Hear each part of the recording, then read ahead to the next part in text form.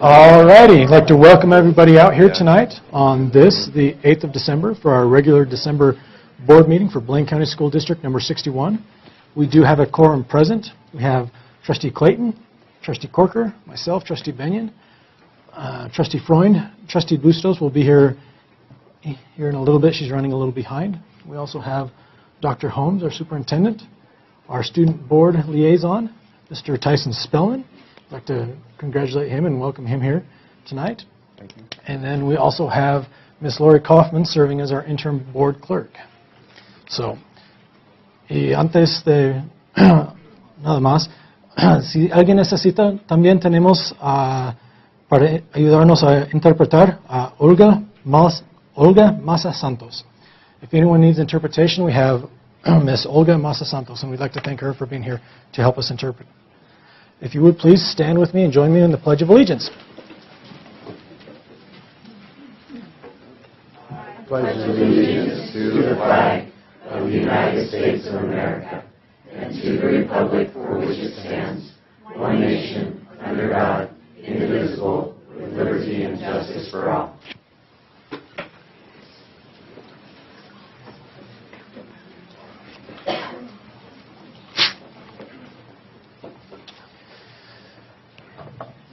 All right. At this time, we'll go ahead and ask if there's any additions, corrections, modifications, or substitutions to the current agenda.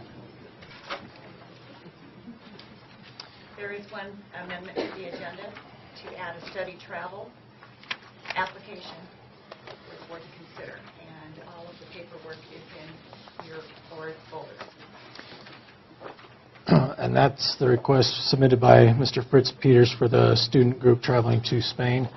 And this information came in today, and they need it approval to be able to purchase tickets by December 15th with deposits. So that's the reason for the modification of the agenda.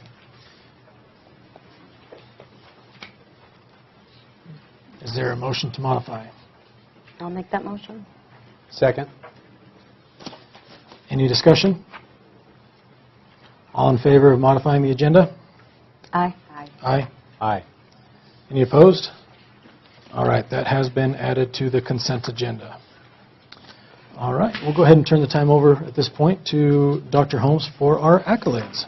Okay, thank you. Tonight we have two accolades. Christy Heitzman, is she here? No. Oh, there she is. Sorry, there's too many people in the room. Missed you. She's even standing up. The accolade is from Scott Sloan at Hemingway Elementary School, and he says, I want to give a huge accolade to Christy Heitzman, the Executive Director of the Blaine County Education Foundation. Christy started as Executive Director not very long ago, right around the time when the engineering technology teachers were in the middle of getting grants for some new Lego robots. It was a complicated process, but Christy jumped right in and spent a lot of time trying to figure out how to make it all work. I really wanted to get one of the robots as soon as possible so I could learn how to use it during the summer. Christy made that happen, even figuring out the best place to have it shipped so I could get it. Fast forward to this school year. I needed help with more grants, and Christy was completely on top of it, helping me get everything squared away. Christy is always accessible. She even leaves her cell phone number on her voicemail so you can reach her if she's not in the office. Also, when Christy says she's going to get you information, she does it quickly, which is very important when you have due dates for grants. The Blaine County School District is very lucky to have Christy Heitzman as Executive Director of the Blaine County Education Foundation. Sincerely, Scott Sloan. So thank you, Christy.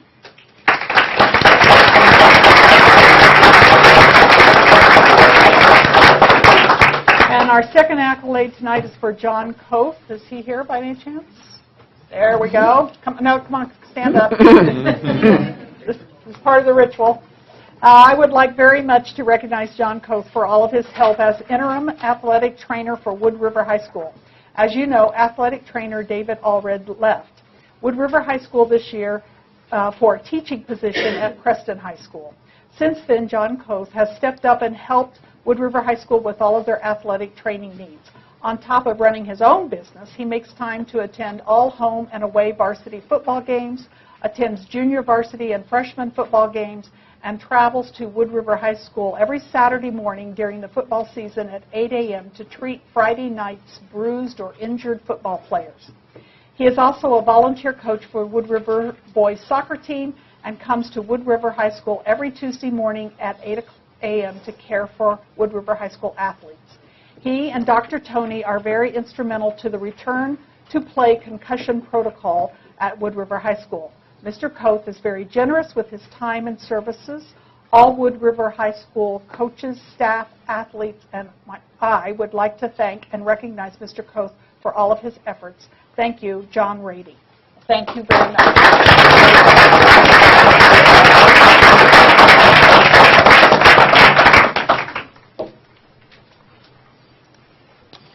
All right, thank you. We'll go ahead and move forward with the school report and turn the time over to Silver Creek High School. All right, I think we have a PowerPoint. We do. Okay, awesome. Thank you. Do you have it on the?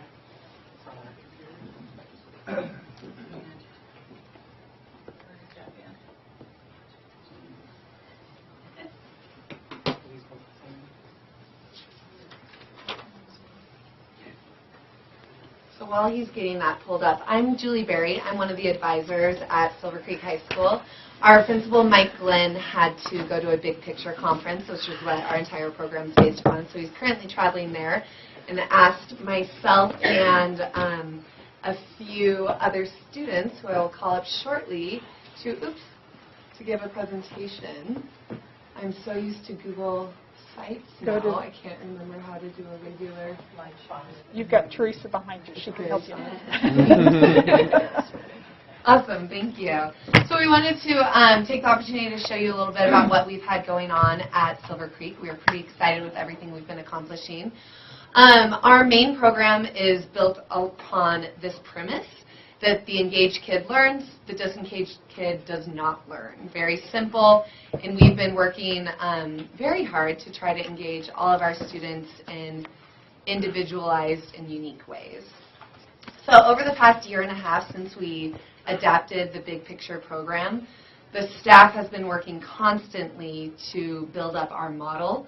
We've been incorporating state standards into a lot of the curriculum that we're developing. Most of our curriculum is individualized per student, and in addition to being individualized per student, we're also doing larger school-wide projects.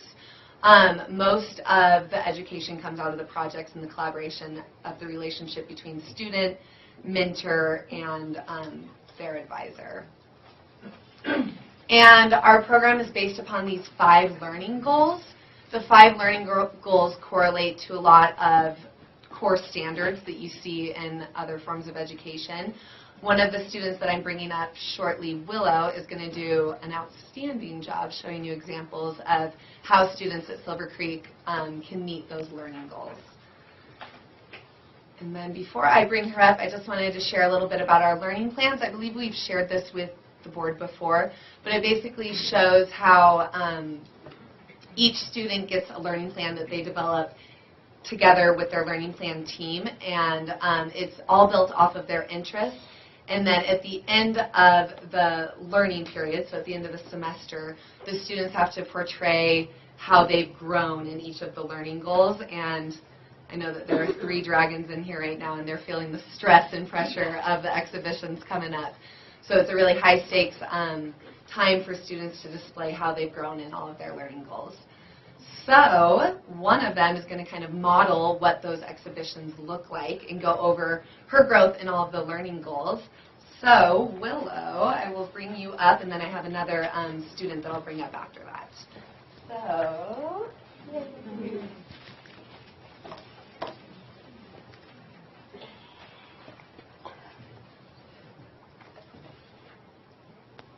hello. Is this a...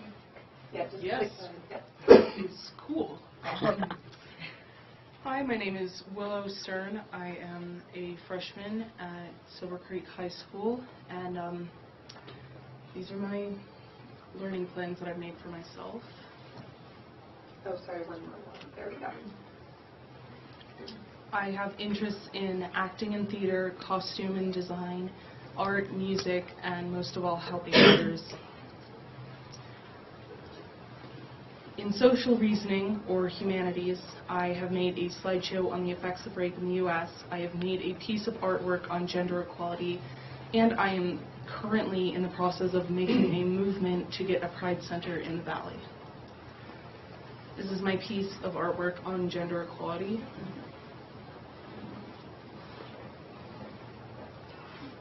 In empirical reasoning or science, I am doing a Hollywood science project on how science is displayed in the media and what is correct about it and what isn't. For example, in a TV show, Bones, that I've been recently studying, they show the human skeletons. After studying the tissue, they boil the meat off of the bones. Recently, I did my own experiment with that, in which I took turkey bones from the recent Thanksgiving and boiled them for at least 4 hours. The meat did not even relatively come off of the bones, and I had to do it myself. Therefore, it was a Hollywood propaganda and is not true.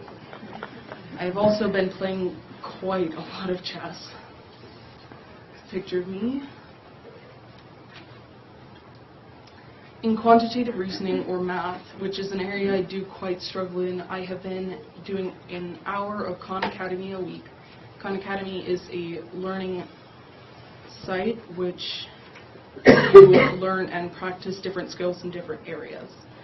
Also, I have worked my love for sewing into the quantitative reasoning area by using the measurements and math used in making costumes and such and laying it out, as you'll see in the next few slides.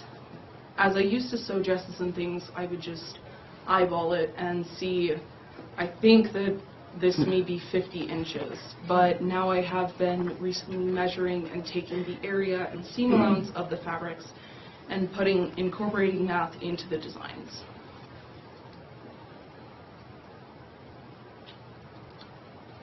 I'm planning on making a kimono, which is a traditional Japanese dress, but the fabric does cost so much that I will need a grant to get it, and we are currently working on that right now. In communication or language arts, one of my best subjects, I have been currently writing a short book. I have consistently journaled 3 times a week. I've read the minimum of 3 books per semester and done my reports and reviews on them. And I'm working on some screenplays that I'm writing.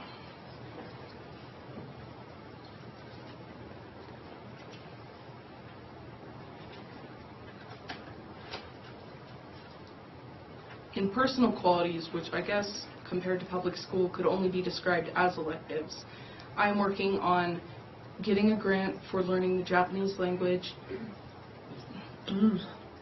going a little bit into film production, and working more on my studies in art.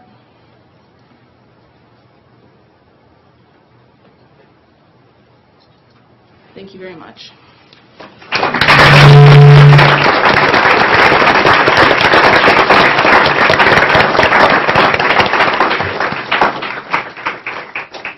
So if we do have questions for her later, we can bring her back up. So the individualized instruction is the major part of our program, and then the second part of our program is really this LTI, learning through internship. So it was actually neat looking out in the audience. There are quite a few mentors here, the people that our students work with in the community, so super awesome. But in particular, I wanted to showcase Wade Allen, who is one of our superstar seniors at his internship site, and his mentor, Casey Ward. So if both of them would like to come up right now, please.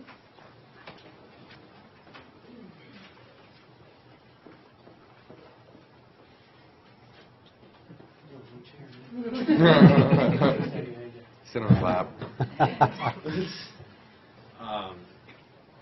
Well, I just want to start off by saying the LTI has been definitely the most important part of my learning at Silver Creek. It's where I base basically all of my projects and learning is through what I do at Casey's shop. I do find myself spending a lot of time even outside of school in the shop. Doing things, helping out Casey. I'm building a chopper or two out of my Harley Davidson Sportster in there, and that takes a lot of my time, and I just love spending time in the shop. it's been awesome to have a space to focus my energy and express myself and what I've always wanted to do. It's really given me drive to come to school where I didn't have very much going to Wood River and public school. And I've just found kind of a more general enjoyment in life and what I'm doing. A lot of what we first noticed with Wade last year, the very beginning of this, was how important it would be. Thank you. Of how important it would be to give him an environment where he could engage. Being able to focus upon that, watching him is completely turned around from a kid that couldn't get out of Wood River Valley fast enough, get out of school fast enough, to be into a program and apply himself, learn value, skills, and then find himself in his senior year well above, beyond track of being a graduate.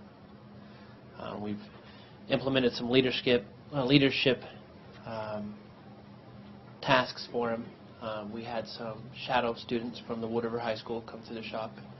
It gave him an opportunity to lead them through some of the things we do at the shop, customer interface, dealing with our vendors, part supply.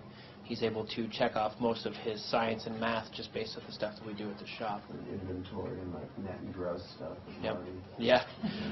There's every aspect of this business. We're able to put him in the middle of it, and it was a huge eye opener for him, and it was fun for us to teach him. This mentor program was one of my prides and passion for this. Having come from basically the same background, being able to put my hands on things made it a lot easier for me to learn. Sitting in a classroom in a chair, it's easy to become disengaged if you're not engaged with the subject that's being presented, and you start to wander off. And being in a shop with your hands on something, it's really hard to find your way, wandering away from what aside from the dangers and aspect. It's just interesting. It's fun. It's something not a lot of people get the opportunity to do. Vocation in this valley is one of the things that I can't urge enough in front of the school board. That it's a must whether it's business, agricultural, manufacturing. The jobs are out there, and they need employment and employee placement. Having Wade come through this project and watching him, his goal for this senior project on his chopper was to just have it welded together and painted. And quickly into this, we learned that was not going to be an acceptable goal, and we needed to reach a little higher. So he'll be riding this as soon as the weather clears up. So it's been a lot of like, for instance, they just got my frame sandblasted. After we welded it, they sandblasted it, and Casey brought me the bill, and he's like, all right, well, you're going to have to take care of this, and we'll try to find ways to help you take care of this. And the next week I came in, and I just was looking at the bill, and I went up to Marty, who's the shop manager. He kind of runs the books and that kind of stuff, inventory. And asked him if there was anything I could do to help pay for that bill. And it was a guy named Bob Wiedrich that did the sandblasting on it. And turned out he was looking to sell his Ford pickup, and I did a full inspection on it, and he took somewhere around $75 off that bill, which was like 170, so took a pretty good chunk off of it. And it's been pretty cool because it shows that people are willing to help me with this project in exchange for labor and stuff. And I'm in the middle of talking to him right now. I have to make a couple of parts, axle spacers and a sissy bar and that kind of stuff, and to make that I need metalworking equipment. We don't really have we have a brake lathe, but we don't have a lathe to make spacers and bend the metal and that kind of stuff. And he's willing, he says, to help me make the parts as long as I pay for the metal and that kind of stuff, which is really cool that business owners are willing to help me with this project. That's great.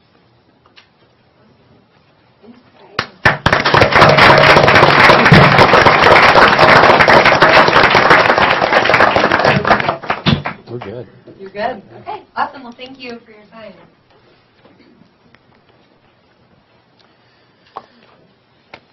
All right, we'll go ahead and move forward with the public comment portion of the agenda. And just as a reminder that we are grateful for your input. As you see from the stack, we do have a few scheduled to appear before the board. Have your comments prepared, please, to be delivered in 3 minutes. Ms. Kaufman will have a little timer out to help you kind of keep track of that and remind you of that. And just please keep in mind that this is a meeting held in the public, not a public meeting. And I may interrupt you if your comments are too lengthy, personally directed, abusive, obscene, repetitive, or irrelevant.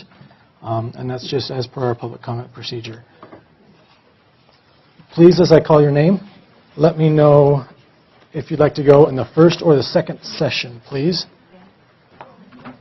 And we'll go ahead and get started as they get the correct things up. I told you I forgot everything. We'll go ahead and get started with Teresa Gregory. First session, if you'd like. Yep.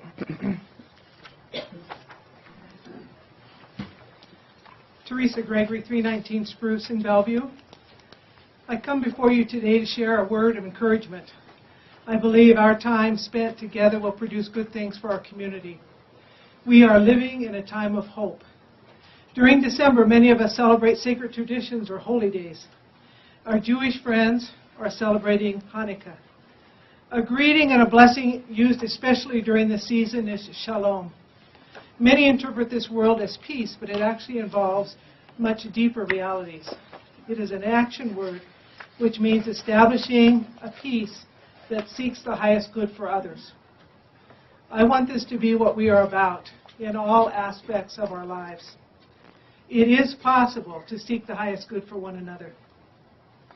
I believe your hiring Gwen Carroll Holmes a year ago was an action that directed at achieving a higher good.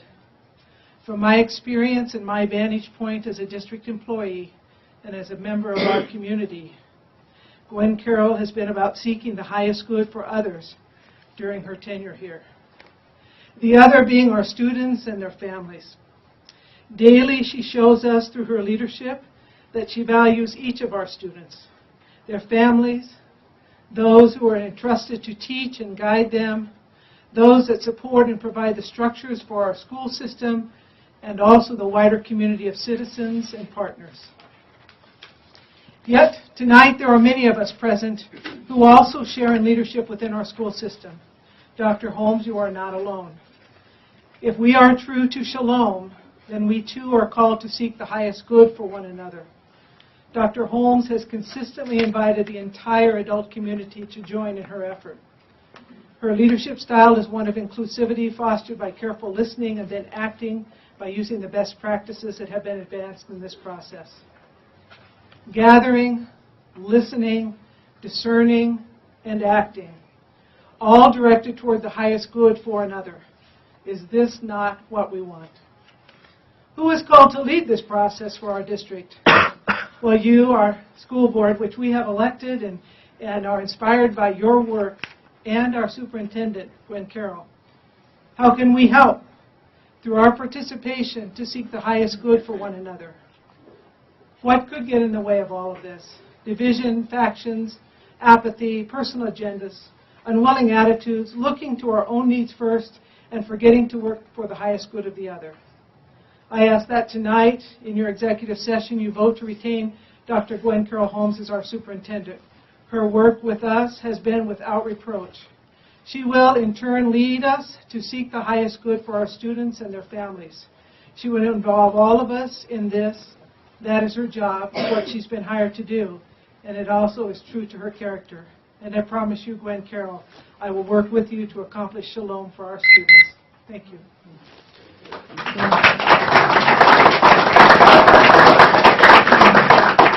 Thank you for your comment. And just as a reminder, please, if you do have a written, prepared comment, please make sure that Ms. Kaufman gets that to be entered into the record. Next up is Ms. Debbie Gutnick. Okay. Ms. Barbara Browning. Okay. Ms. Susan Niffen. Mr. Jeremy Freiberger.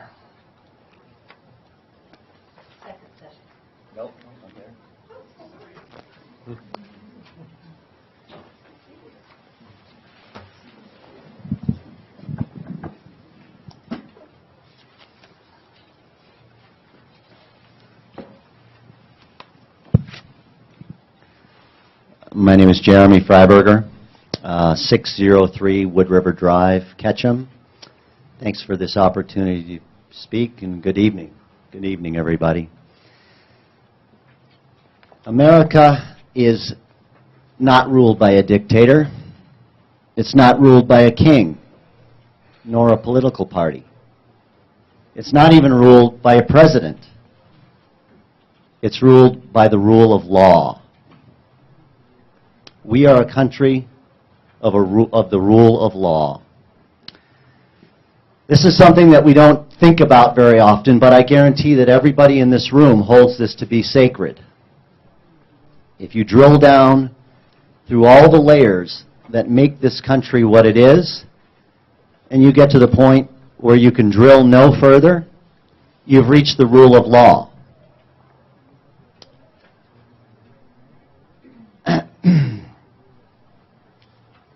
And if you undermine the rule of law, you'll find that there is no deeper foundation. If you undermine the rule of law, then you jeopardize everything else that makes this country what it is. On the night, when I first heard that the superintendent of our district's contract had been renewed, my first emotion was shock. How could this be? My second emotion, which followed very quickly, was disbelief. I knew that our district wasn't meant to consider this contract until the beginning of 2016. I also knew that such a monumental discussion couldn't possibly happen without significant public notice and significant solicitation of public comment, solicitation of ample input from teachers. And as someone who follows these sorts of things and pays attention, I knew that I hadn't just missed this. It hadn't just flown by my radar. I knew that it was impossible until I finally heard that, yes, it had happened. It had happened in the November 17th special meeting, which included an executive session.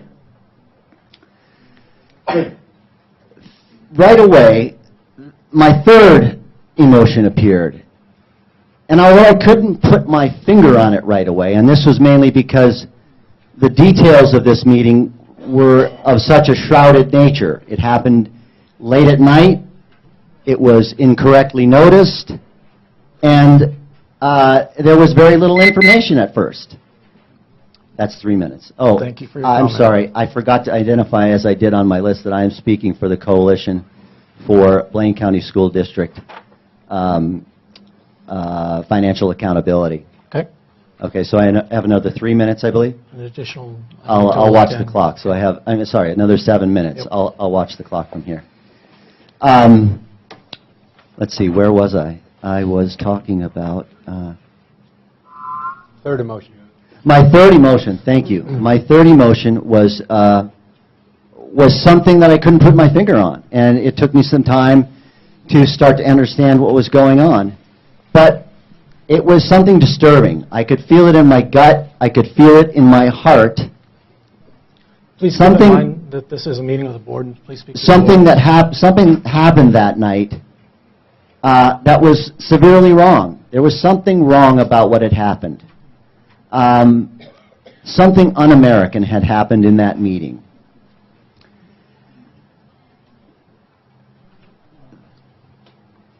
The open meeting law governs all public processes where representatives do the public's business.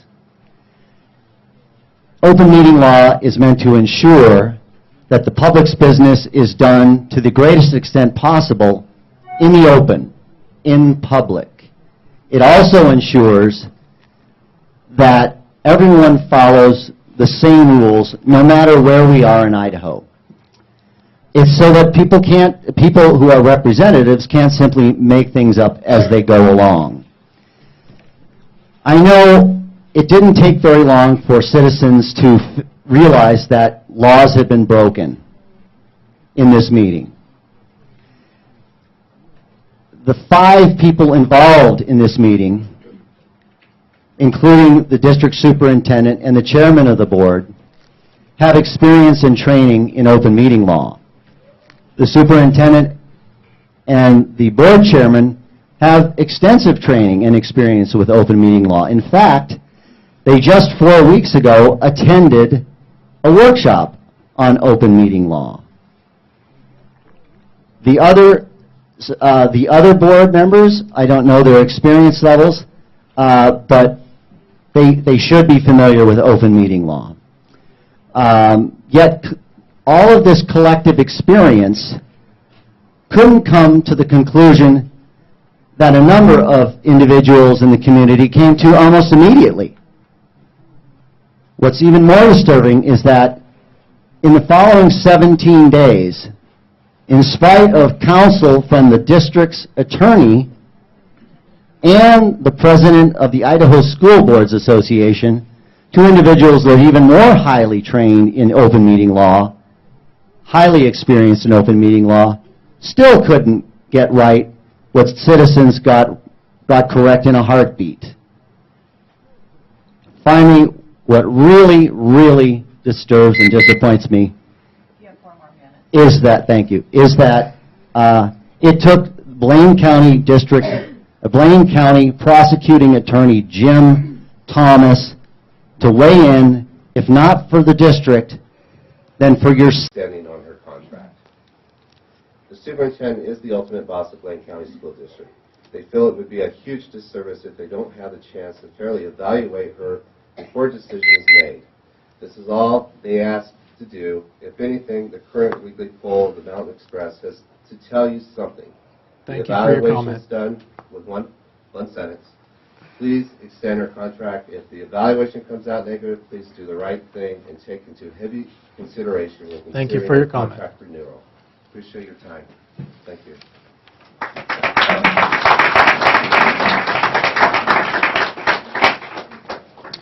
Okay, next up is Mike Chatterton representing Phil Homer.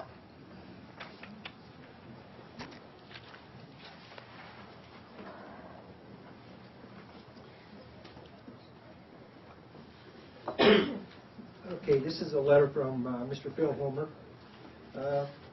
Dear Board of Trustees, my name is Phil Homer. Unfortunately, I am unable to attend the board meeting this evening because of my prior commitments in Boise. However,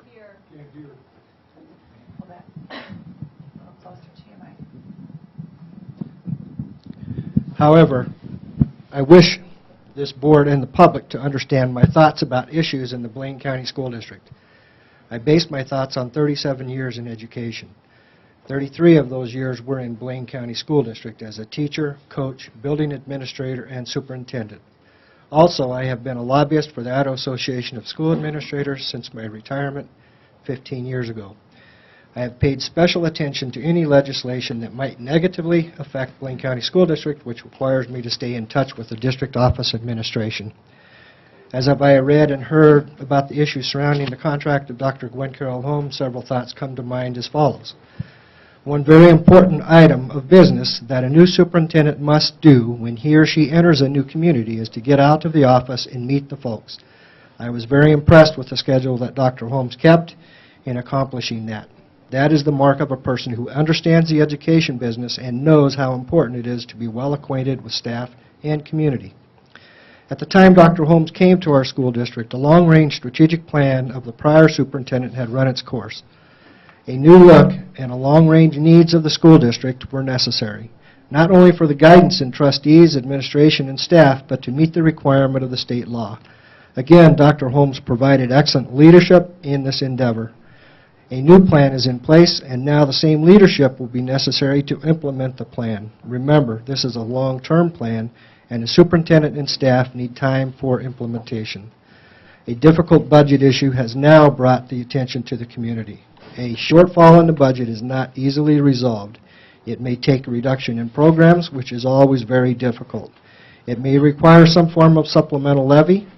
Immediately, Dr. Holmes brought this issue to the attention of our community in the form of several budget meetings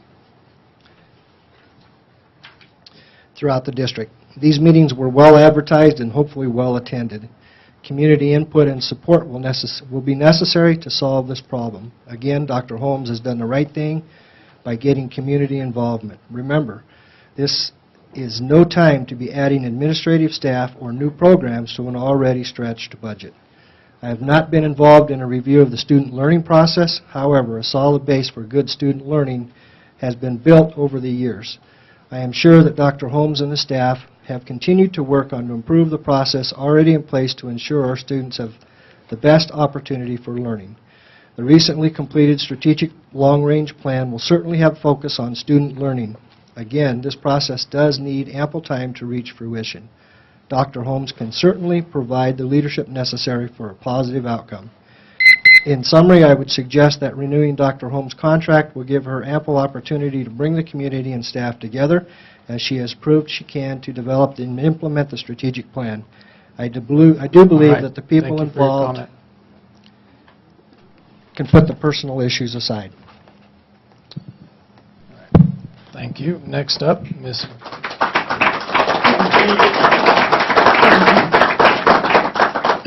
Barbara Mercer.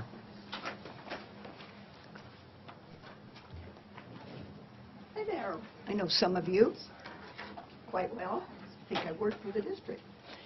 My name is Barb Mercer. I live in Indian Creek at 105 Arapahoe Lane. I want to take a specific look at evaluation, and I'm going to also reference quickly some concerns that I have as a taxpaying citizen watching all this go on. I've only lived here 4 years, so it's been quite interesting, coming from another large district. At your May 12th board meeting, there was a unanimous, by roll call vote and decision to table any discussion of superintendent contract renewal till January 2016, plus a decision to shorten the normal 3-year rolling contract to 2 years. Okay, now I assume that there were really good reasons to do that. I'm assuming that board, that's who I'm talking to. But it did put your public on notice that there would be no discussion until January. Okay? Seems logical then that you board members would conduct a thorough performance evaluation of the superintendent before considering a contract renewal with an additional year added, to me. I'm saying this because as a school district administrator in the professional development field in a district of over 30,000 students, I was one of the staff developers that worked on the professional development for board members who evaluate a superintendent. And I also was very involved in curriculum supervision and how the principals know good teaching when they see it, what it looks like, and how to fix it if it isn't there. But in our superintendent evaluation, it was a year-long process. The key objectives were in student learning, performance practice, and our district improvement. Okay? And we had explicit and specific criteria for measuring progress through behaviors and actions. And there was thoughtful discussion and constructive feedback reviewed on a regular basis, quite often in our board meetings, when they involved the district goals we talked about.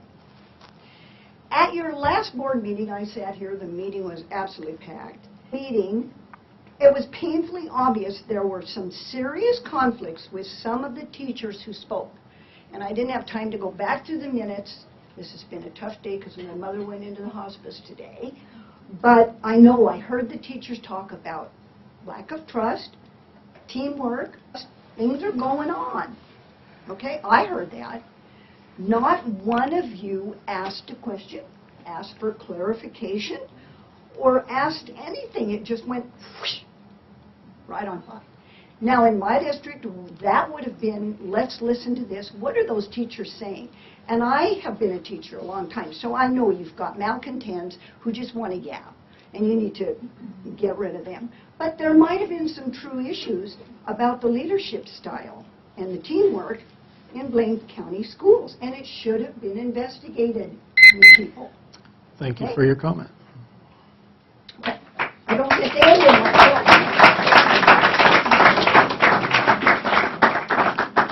Next up, Mr. John Blackman representing John Peck.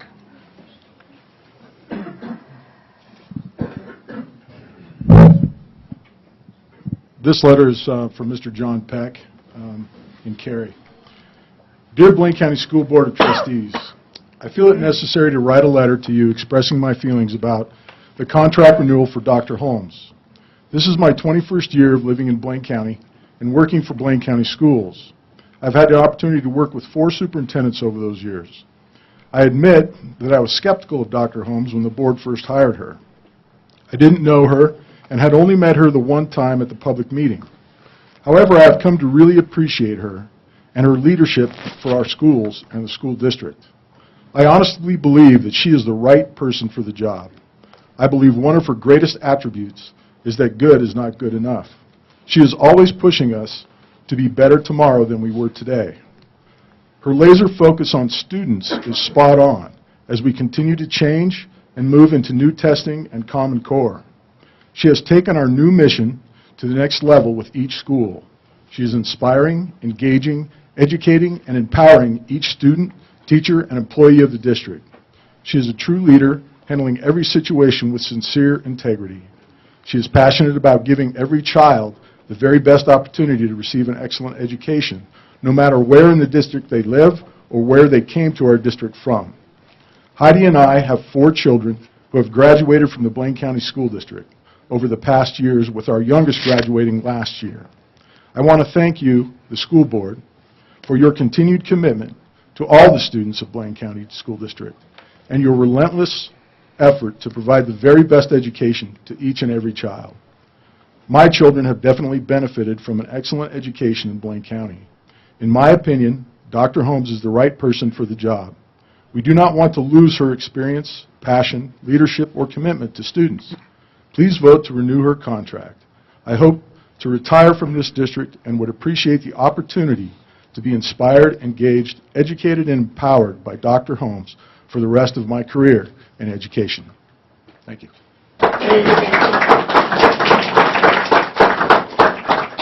Next up, Mr. John Kurtz.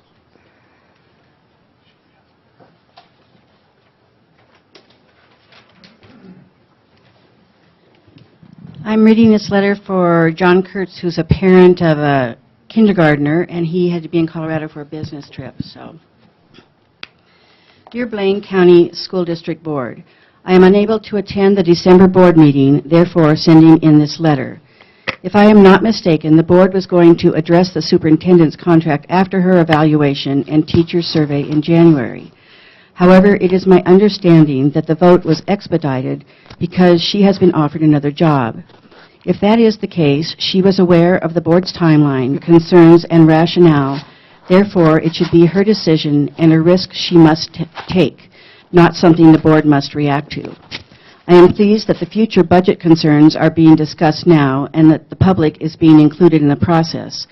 However, just because this is being done and was obviously a team effort, recent public budget meetings, that doesn't mean the superintendent is doing a great job.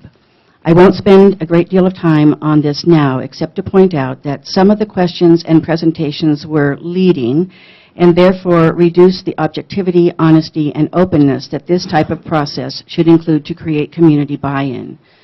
This transparency and honesty brings me back to my point and a few requests.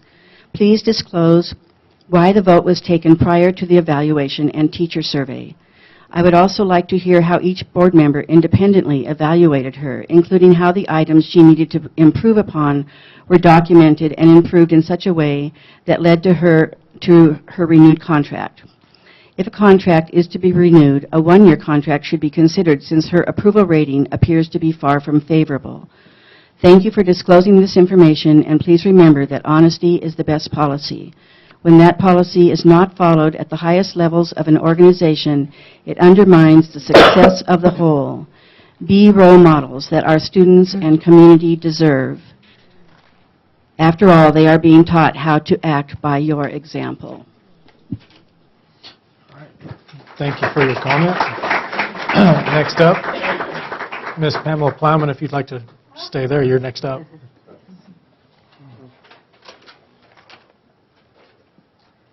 My name is Pamela Plowman. I live at 111 East Myrtle Street in Haley. I've had a very heavy heart since learning of the sudden, unexpected renewal of our superintendent's contract. The 2 violations of Idaho Code are all the more surprising because both superintendent and several board members just got back from training in open meeting law at the Idaho School Board Association annual conference. But even more disturbing than the violation of open meeting law for me is the violation of your code of ethics. In presenting the board with unexpected news, which requires a new agenda, our superintendent was asking our board to make a decision which could not legally be made under the circumstances. With her training, she knew this, and the board knew this, yet you went ahead. What were you thinking? This action completely disregarded the May school board meeting's important and publicly announced commitment to the community and teachers for a January review. How could you say more obviously that the evaluation and public input was not needed or wanted? In the code of ethics you signed, you promised to be open, fair, and honest. Your actions were none of these. They engender lack of trust, not just in a few people, but in the entire community. More than 600 people have weighed in on the Mountain Express poll saying they did not approve of your actions. You have stated in board meetings that it was your responsibility to rebuild trust with the teachers. What on earth were you thinking when you cast those votes, considering your intention to build trust in the community? Please, with what you know now, do not vote to extend the superintendent's contract without the promised evaluation and teacher and community input. You have stated openly that it's the board's responsibility to rebuild trust with the teachers.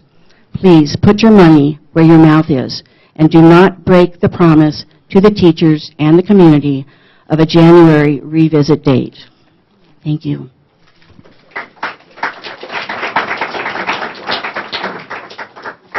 Next up, Mr. Steve Guthrie.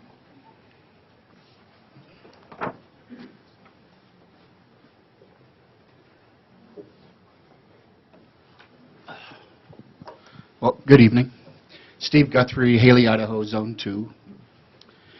Tonight my comments are, I represent no group, no organization. They're solely on my role as a Zone 2 constituent and parent.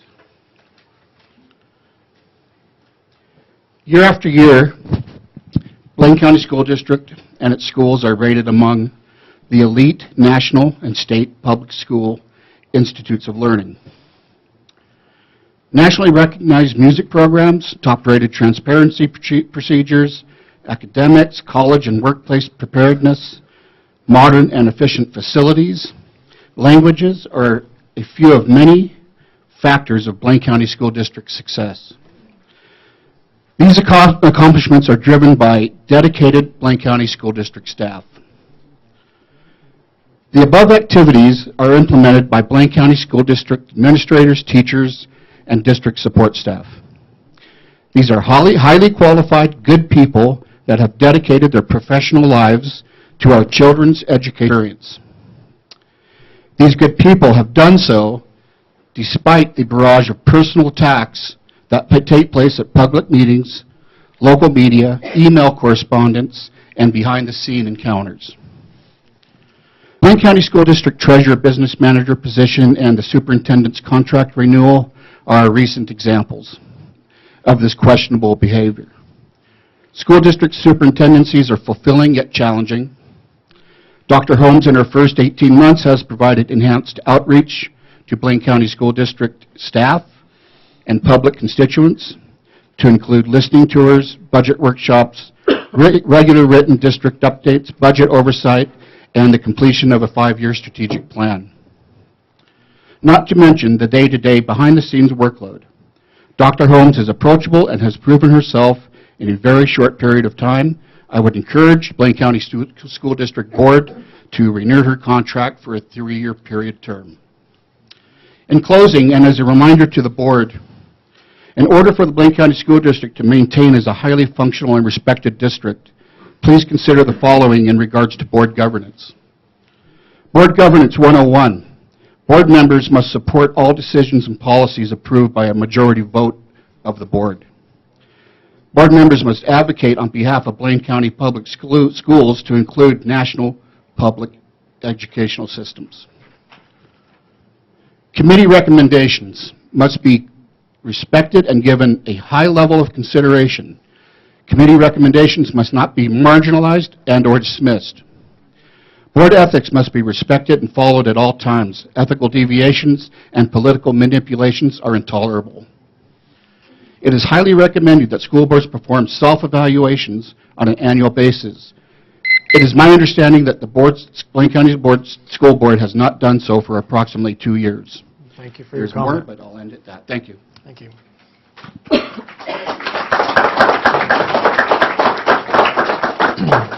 Next up, Mr. John Blackman.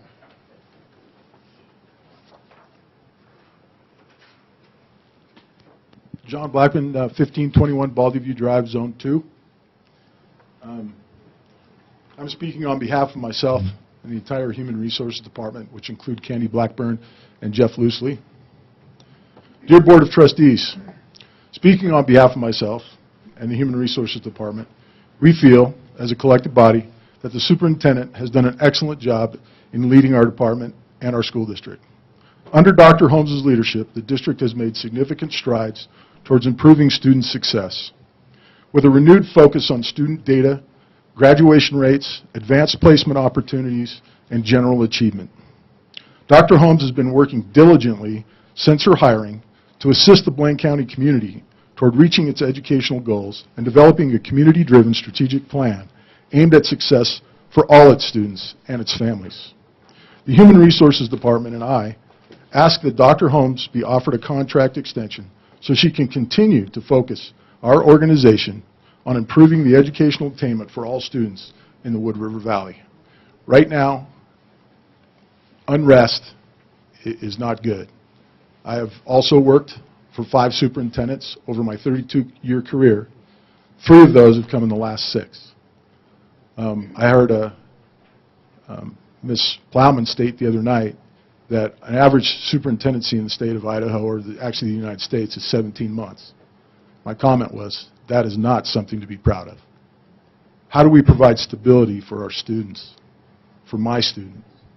I've had 4 children come through the system, and this instability and infighting that has taken the focus off of kids in the last few years has not been good for anyone. So, again, I implore you to provide that stability for our kids and our families. Thank you.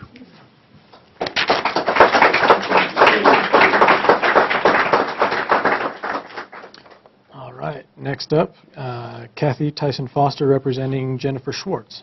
And actually, I'm representing 14 other people as well, so can you ask them for 10 minutes, please? Okay. What, the organization, please? It's the board of the Haley Elementary PTA. Okay. And we have a, 14-member board.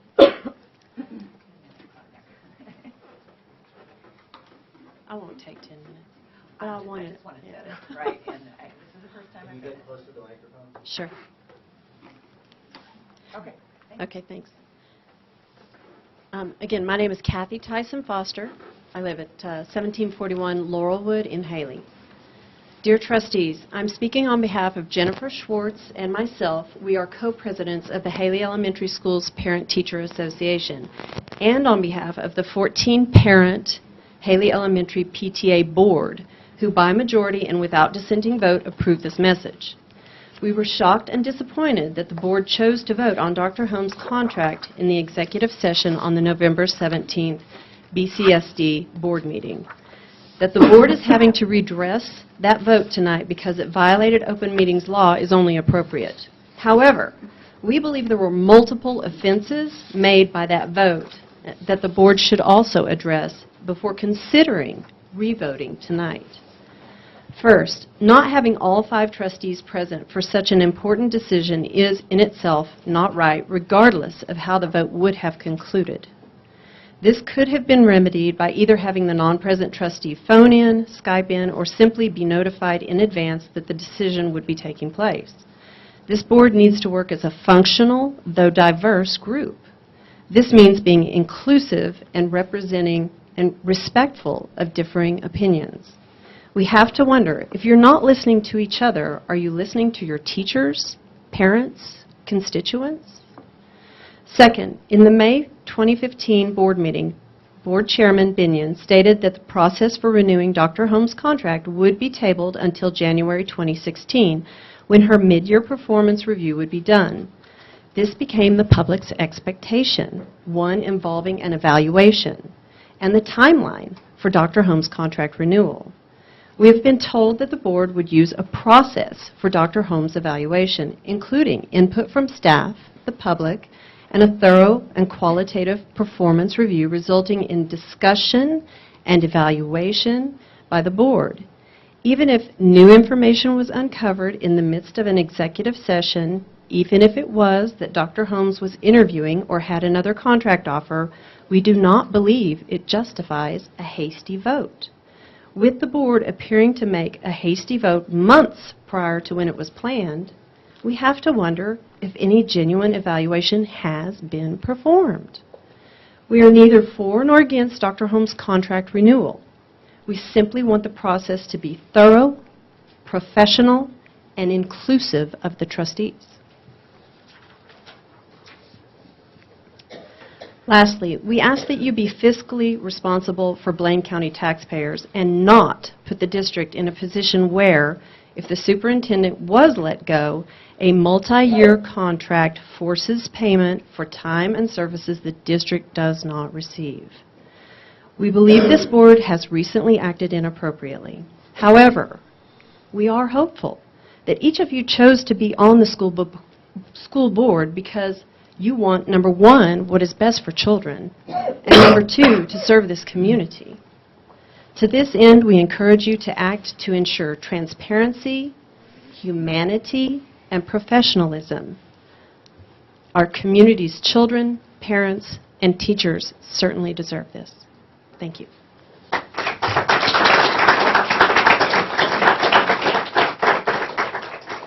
All right. Next up is Kathy Tyson Foster representing herself, if she'd choose. This is for Jennifer Schwartz, and that'll be at the second. Okay. Next up, Mr. Howard Royal. Okay.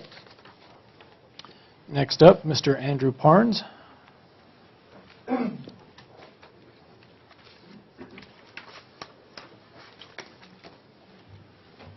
Good evening. My name's Andy Parnes. I live in Starweather. It's at Zone 4. And I apologize because I have to read this. I didn't get a chance to print it out. I was stuck in court today. I want to share my concern with recent actions by the board. First, I was shocked that the decision to hire a board attorney was made on the basis of some scoring matrix without personal interviews of the applicants. While I do not question the board's continuation of Adam's contract, I fear that too many decisions are being made without consideration of personal attributes of candidates. In the case of the attorney, the newspaper reflected a score differential of 316 to 307. This approach reflects a distressing trend in playing a numbers game, which seems to have taken hold in the district since the new superintendent arrived. I was told today that neither of the candidates were even interviewed or talked to by the board. Second, and more importantly to me, the board's decision to extend the superintendent's contract without the full evaluation discussed in prior board meetings must be reversed, and no decision made until such an evaluation is conducted. In the Weekly Sun, Board President Binion was quoted as saying, that the evaluation would now proceed. However, if that evaluation raises issues or concerns about the superintendent, the board may find itself in the same position as when it terminated Mr. Barber's contract, costing the taxpayers $600,000. Again, last week in the paper, Mr. Benyon was quoted as saying something new came up in the executive session, but he would not state what that was or discuss the rumor mentioned in the paper in the prior article that the superintendent had some other job offer. The community is entitled to know the truth about that. I fear a significant backlash against the board for these actions, which may put the education of our children at risk. Given the current funding situation, the district may well have to seek additional bond or levy measures. I have always voted for education funding since I could first vote in 1967, and I will continue to do so. But I have spoken with numerous people in the community who are concerned with the large salary and salary increases given to the superintendent. She is being paid now about almost 10% more than the previous superintendent, as well as the approximately $250,000 being spent on the communications office in the district. To put that last figure in a little perspective, that money would pay for over 12,500 hours of paraprofessional time a year, or 69 more hours in the classroom for overworked teachers, or 3 or 4 additional certified teachers. Thank you for your Thank comment.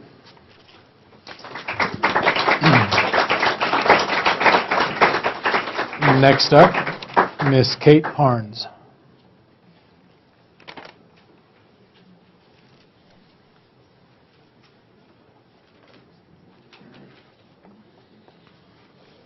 Good evening. I'm here tonight because approval of the class size policy is on the agenda, and I'm here to plead with you to not approve it as written.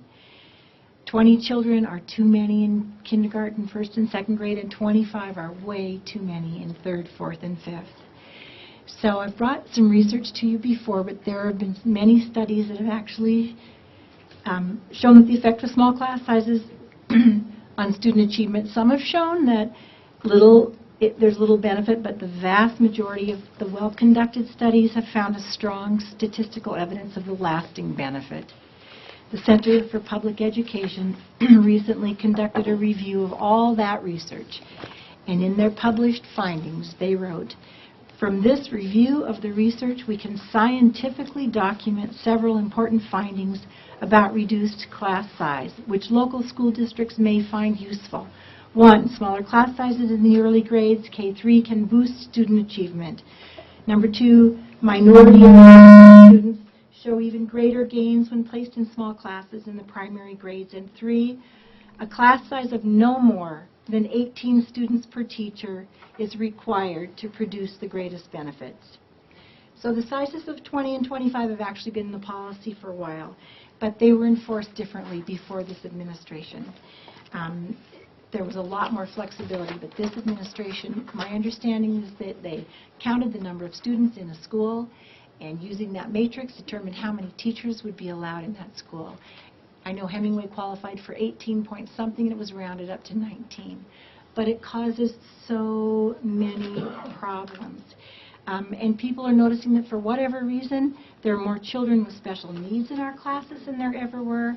When you put them in a class of 20 or 25, the other children suffer, and they are not fairly served. Parents continually read the district's mission of engaging and inspiring their children, and then they see the reality of these large class sizes. When I tried to participate in the class size committee, I was continually told that it would be too expensive to have fewer kids in those classes. But there is no question that more teachers would cost more money, but there's also no question that that's the one thing the public supports more than anything. On our Green Dot survey, it got more green dots by far than anything. So 20 students in primary is too many. 25 in those third, fourth, and fifth grades is too many. It's not low. For the sake of our children, please lower that maximum to 18 and 20. Your constituents are asking for it. Research has proven that it's the most effective number required. And thank you for your time. Thank you for your comment.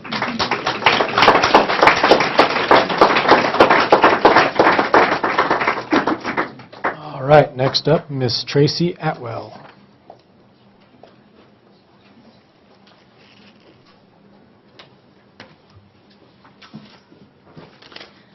Hi, I'm Tracy Atwell.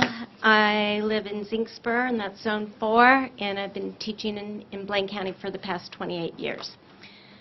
As I watched my students write their magical letters to Santa, I was inspired to post one myself.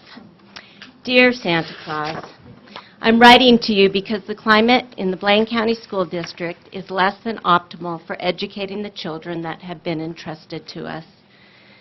Teachers are unbelievably stressed out. How do you keep your elves so happy and working so hard?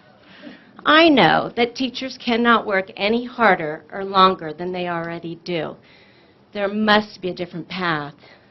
Teachers are not sleeping well, and some even have chronic tummy aches.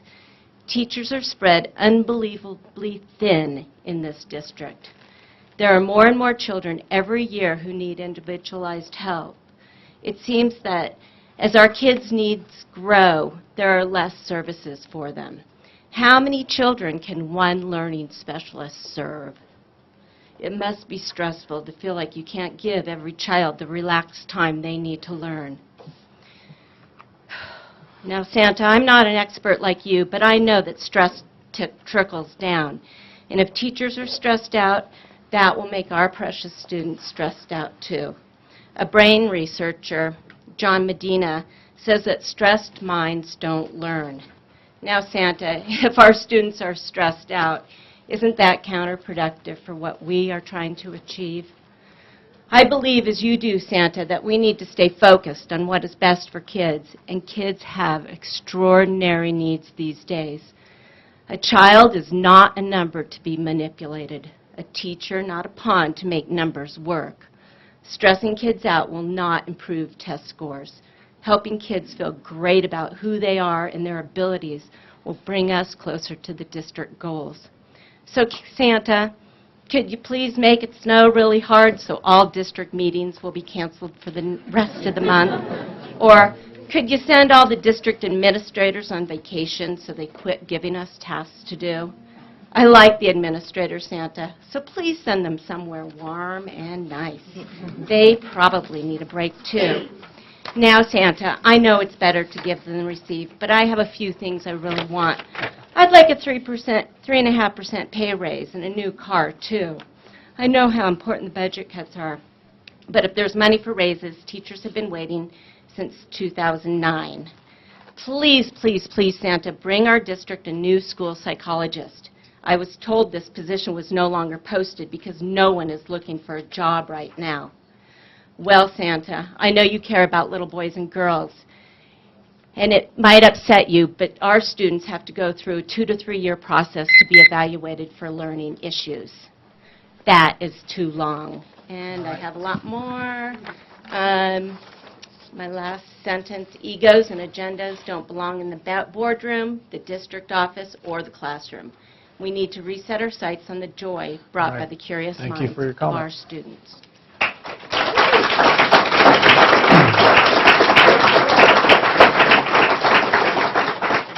Next up, Miss Jamie Harding.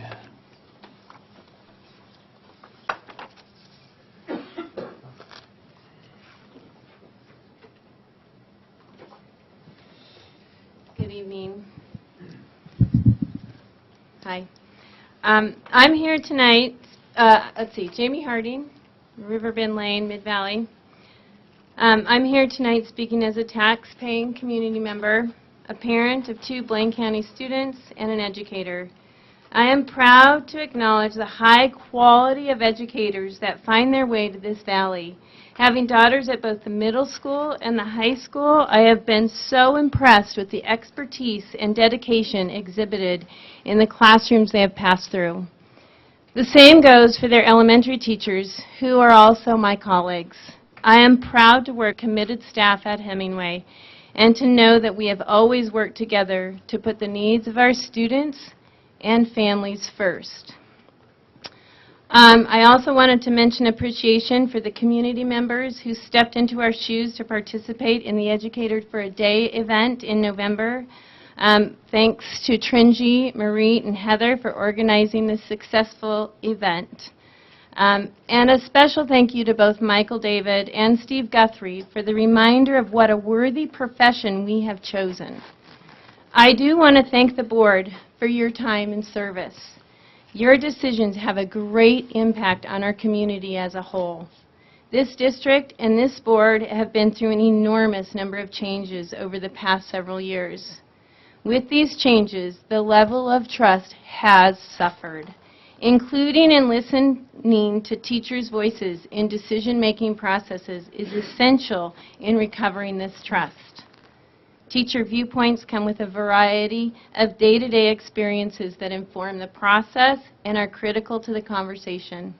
Teachers also see issues through the lens of highly qualified professionals who value the quality of educational experiences of our students above all. While teachers are called to high standards each and every year, I'm uncertain as to the evaluation procedures of our district supervisors.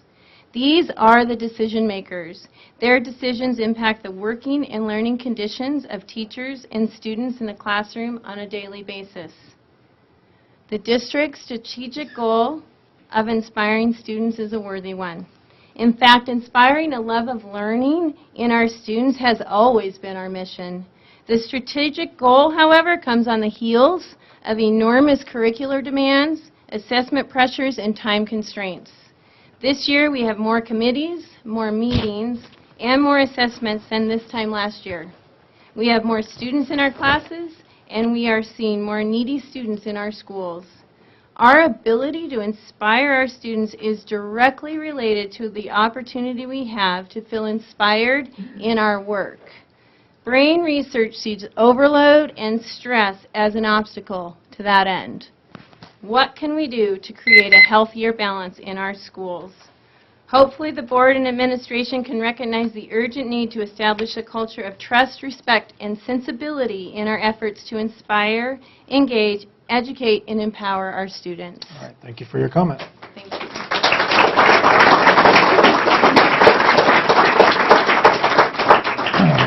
Next up, Ms. Sue Galgano.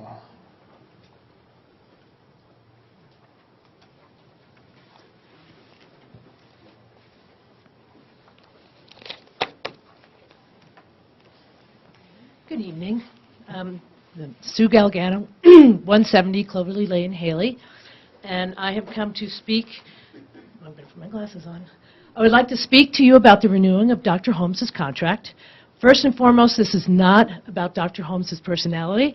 Personally, this is about the contract renewal process of an employee of the Blaine County School District.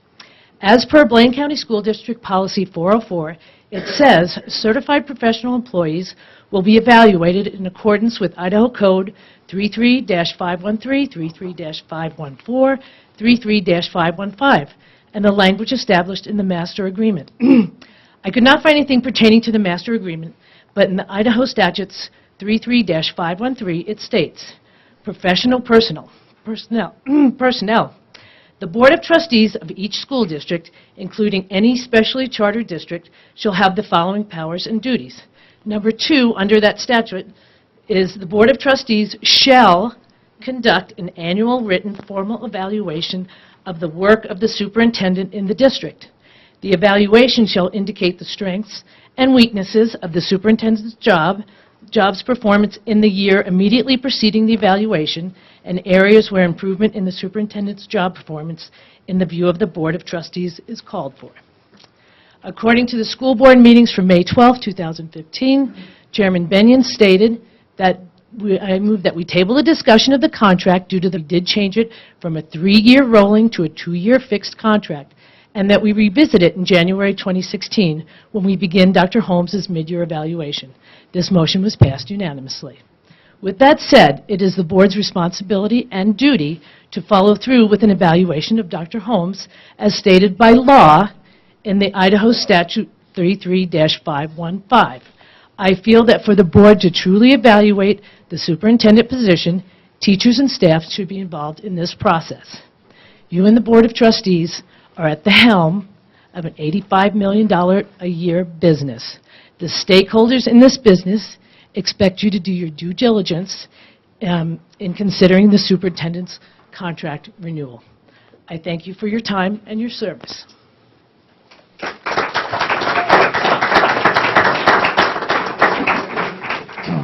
Next up, Mr. Glenn Lindsley.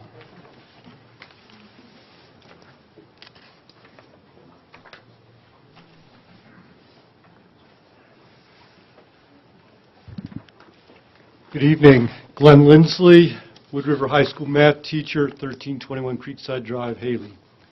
Thank you for your time and service to our community. I'm here tonight to recommend that you offer our current superintendent, Dr. Gwen Carroll Holmes, a long-term contract. In her year and a half of working for our schools, she's shown herself to be an excellent leader who observes, listens, and thinks.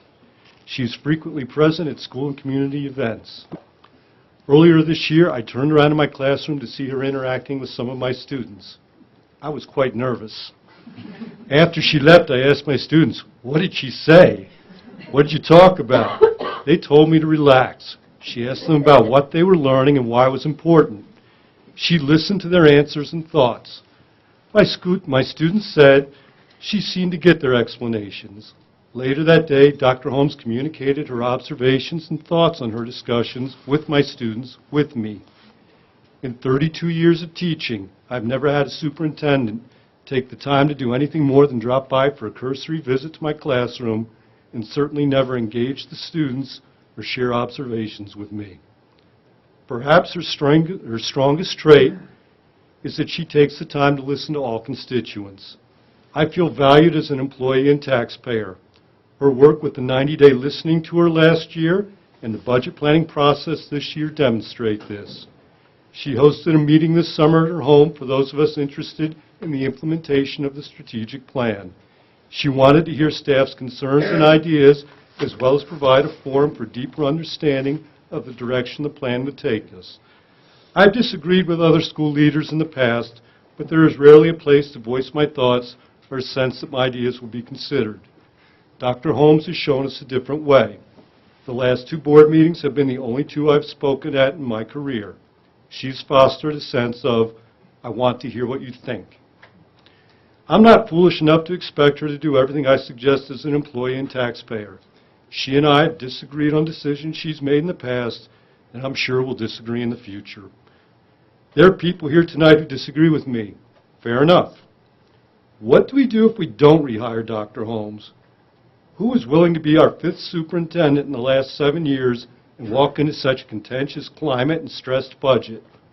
Remember, among their first tasks will be to either cut staff and programs or work to increase taxes.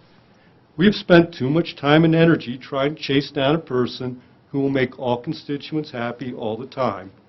It's time we focus our energy on our children's education instead. Dr. Holmes communicates clearly with staff and other stakeholders. We receive a letter every week reminding us of the direction she expects us to be working towards. Her leadership encourages dialogue, a key component of public education, and I hope you decide to extend her contract. Thank you so much for your time. Thank you for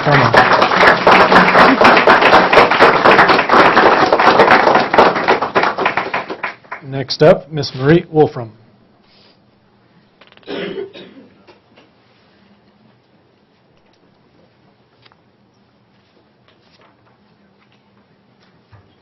Hello. I'm here as co-president of the Blaine County Education Association, and we do actually, in fact, represent over 70% of the certified staff. So when people are speaking on behalf of teachers, we really are the actual organization of record with regards to that. I'm not here to talk about Gwen Carroll's contract at all. I'm actually here to talk about the teacher liaison position that is on the agenda for later. The BCA has worked hard to create a relationship with both the administration of our district and the Board of Trustees. The intent behind the teacher liaison position is to provide the board with an opportunity to have a direct line of communication with their staff. This position, as proposed, acts only as an advisory position, and teachers in this position would be able to immediately address board members' questions regarding the impact of board decisions in the classroom. There's no guessing, there's no assumptions, there's not even necessarily a survey that would have to go out. You could ask someone right then. While the board does receive monthly school updates, this does not necessarily allow for a forum for question and answers and acts more as a super cool show and tell. Not to discount that. It's really awesome to get to see the schools show off their absolute finest and best work. But again, it is not really a forum for a dialogue. So as proposed, the teachers would not vote or participate in executive session. This position does not even have to be a BCA member. It would be a rotating person from each of the grade levels throughout the year, so you would get a variety of opinions from the elementary level all the way up to the secondary level throughout the year. Our hope is that this policy will help to foster an ongoing collaborative relationship with the board and foster some more of that trust that so many people have spoken about this evening. So thank you for your time. Thank you very much.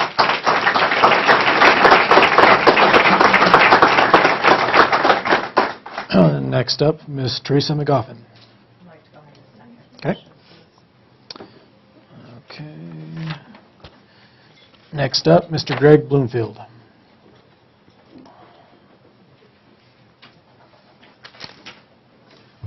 Good evening. My name is Greg Bloomfield, and I'm here as a parent.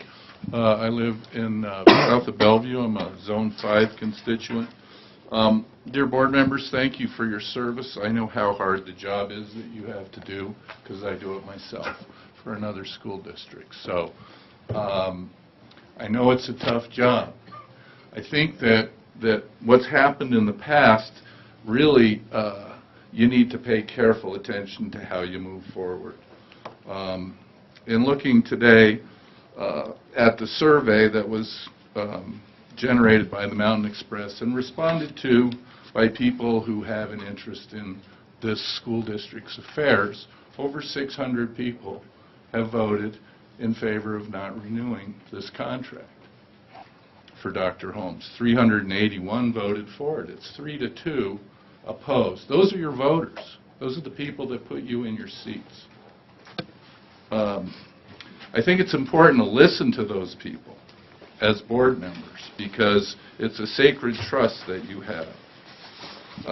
In reading the Mountain Express on July 22nd, I think it's important to take into account what was revealed by the school district employee survey, which reported worsening administrative leadership, and said the results of the spring 2015 employment engagement survey reported that there was significant worsening in the administrative leadership. And another quote here is that there's been a decline in administrative communication and support. This is coming from teachers who teach our children. Our children are the ones who need our teachers. And our teachers need good leadership. And that comes from you, the board.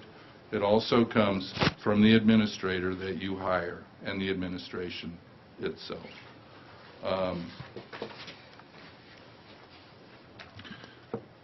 The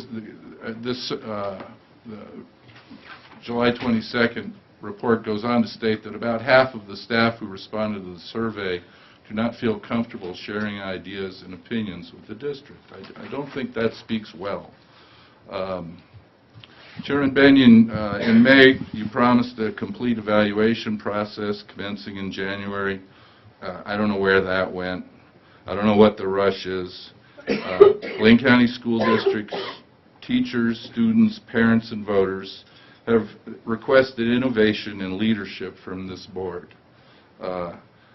Renewing this Holmes contract this evening in advance of an evaluation process that includes state-recommended guidelines Staff and student input and public comment is unconscionable.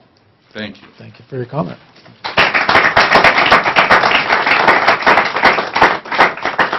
Next up, Miss Angie Martinez. Okay. Next up, Mr. Aaron Bronson. Okay. Sorry, Miss. Didn't recognize the married name. Next up, Mr. Rob Ditch. Okay. Next up, Miss Catherine Graves.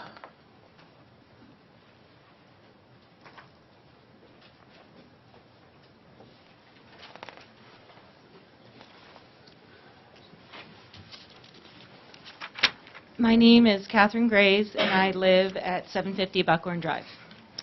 Thank you for this public comment period and all of your service.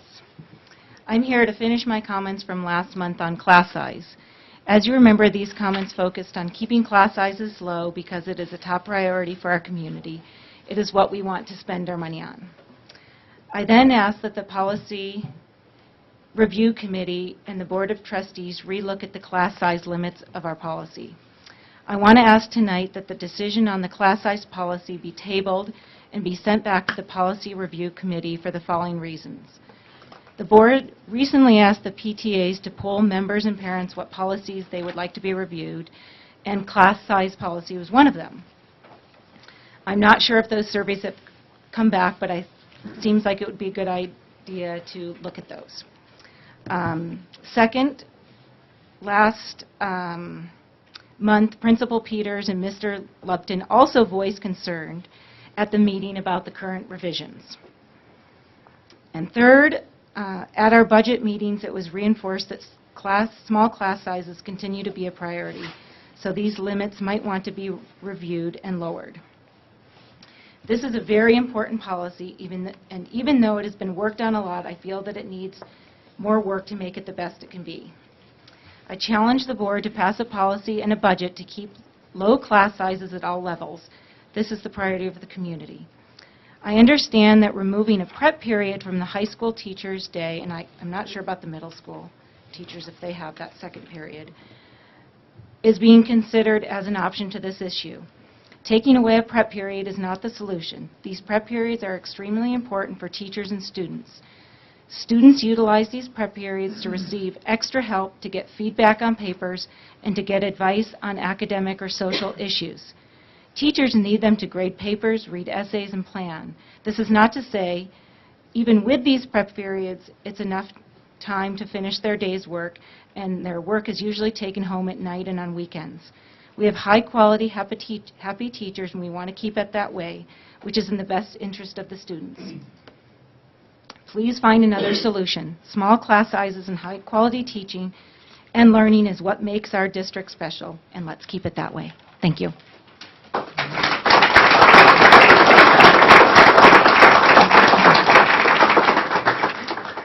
Next up, Mr. Lyman Drake.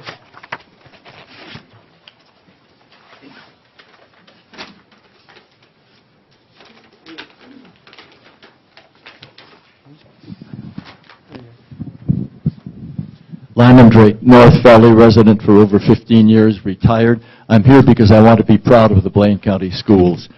I wish to address the final items on tonight's agenda, which relate to the extension of our superintendent's employment contract. I begin by citing the board's code of ethics. The third item is, make all decisions based on the available facts and my independent judgment, and refuse to surrender that judgment to individuals or special interest groups. Now, the fifth item, recognize the decisions are made by a majority vote, and the outcome should be supported by all board members.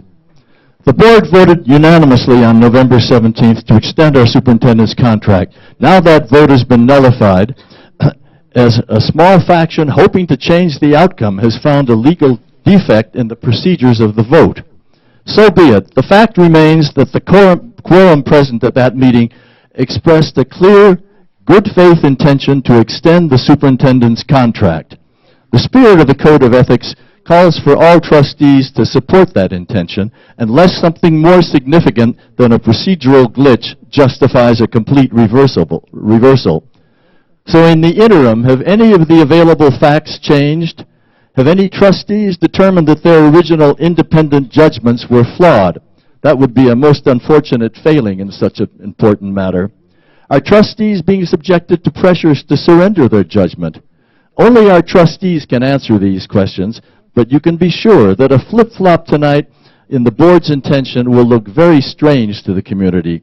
It will raise questions of ethics and integrity that require credible explanations, explanations that are the essence of transparent public accountability. The final item in the Code of Ethics states that a trustee's first and greatest concern must be the educational welfare of the students.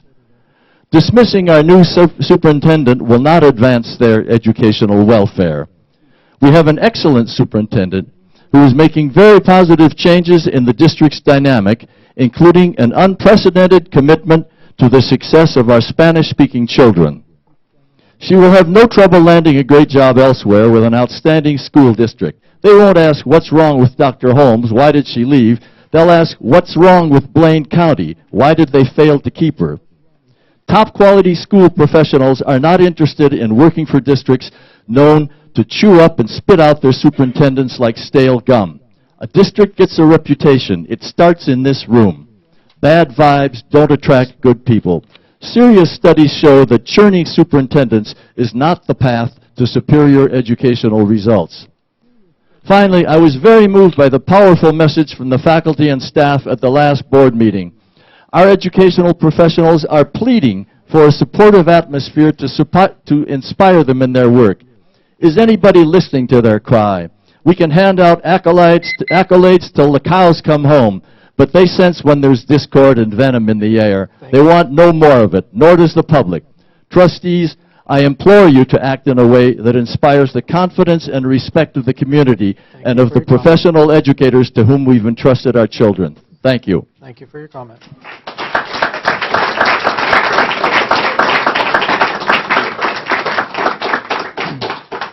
Next up, Ms. Debbie Gutnick representing Mike Glenn.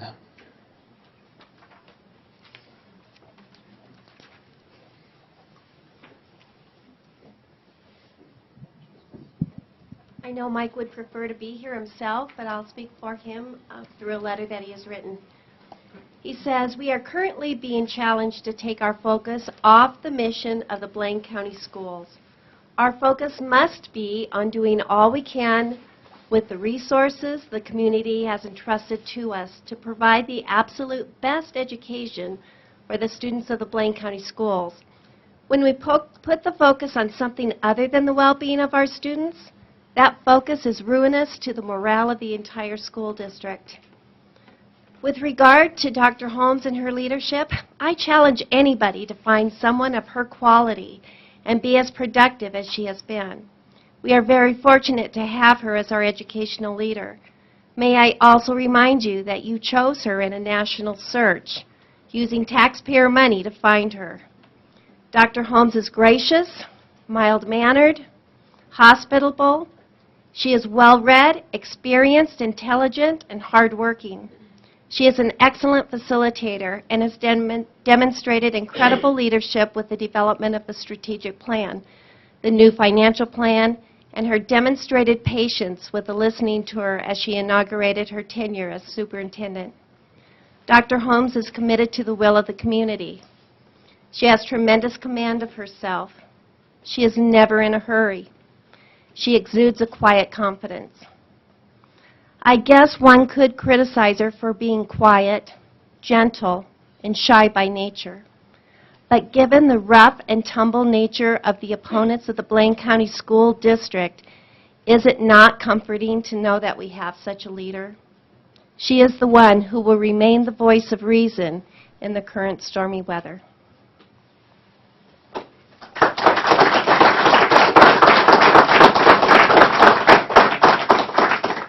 Next up, Ms. Jana Fitzpatrick. Okay. Next up, Ms. Penny Thayer. Okay. And next up, Mr. Max Stymack.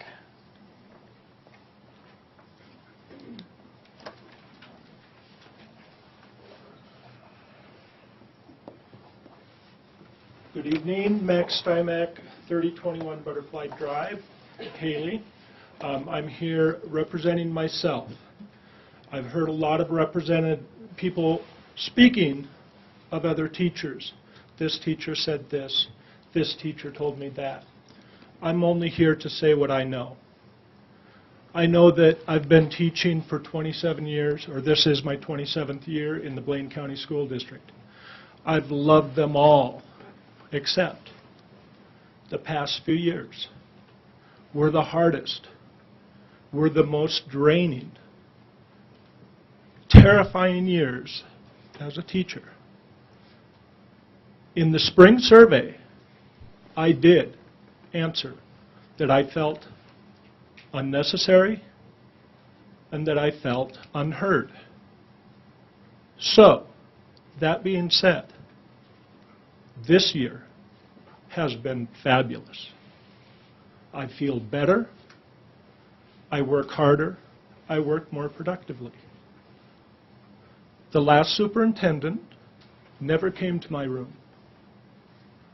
I have seen Dr. Holmes in my room 3 times this year. That means a lot. That means she cares about what's happening in the school, not in her office. She cares about the teachers, she cares about the students, she cares about the community. That means a lot. Now, we can talk about unscientific polls in newspapers, on the internet. We can talk about the noisy majority. That's part of democracy, yes. But there's a lot of people out there who just are too busy to try and voice their opinion. And the way they voice that is by voting. And the voters of Blaine County have supported education all of the years that I've been here. Not the noisy ones, just the people that go to work, want the best for their kids. That's the people that are voting in the ballots, not on the newspaper. I would like to give my support to Dr. Holmes. I don't know about the laws. I'm just saying what I know, and that is I support Dr. Holmes. Thank you.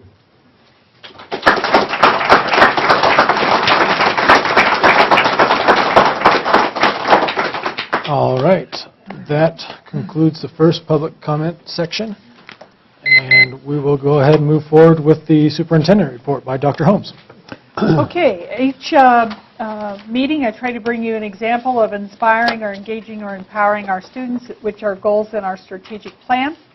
And tonight we're going to have Paul Zimmerman, one of our technology specialists, come and share with us some of the things that he's been doing, including virtual field trips. And as short a distance as to Principal Brad's house to see his exotic birds, and all the way to Mexico and everywhere in between. So, Paul, I'm going to turn it over to you.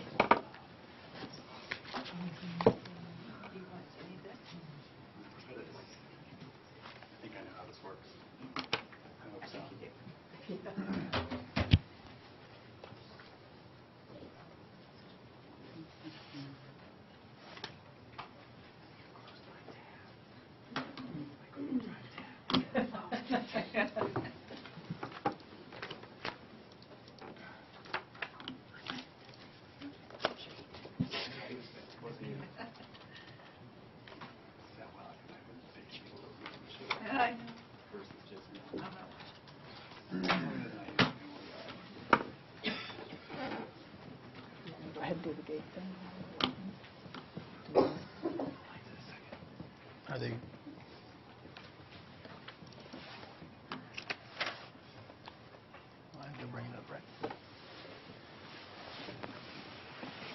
Sir Isaac Newton.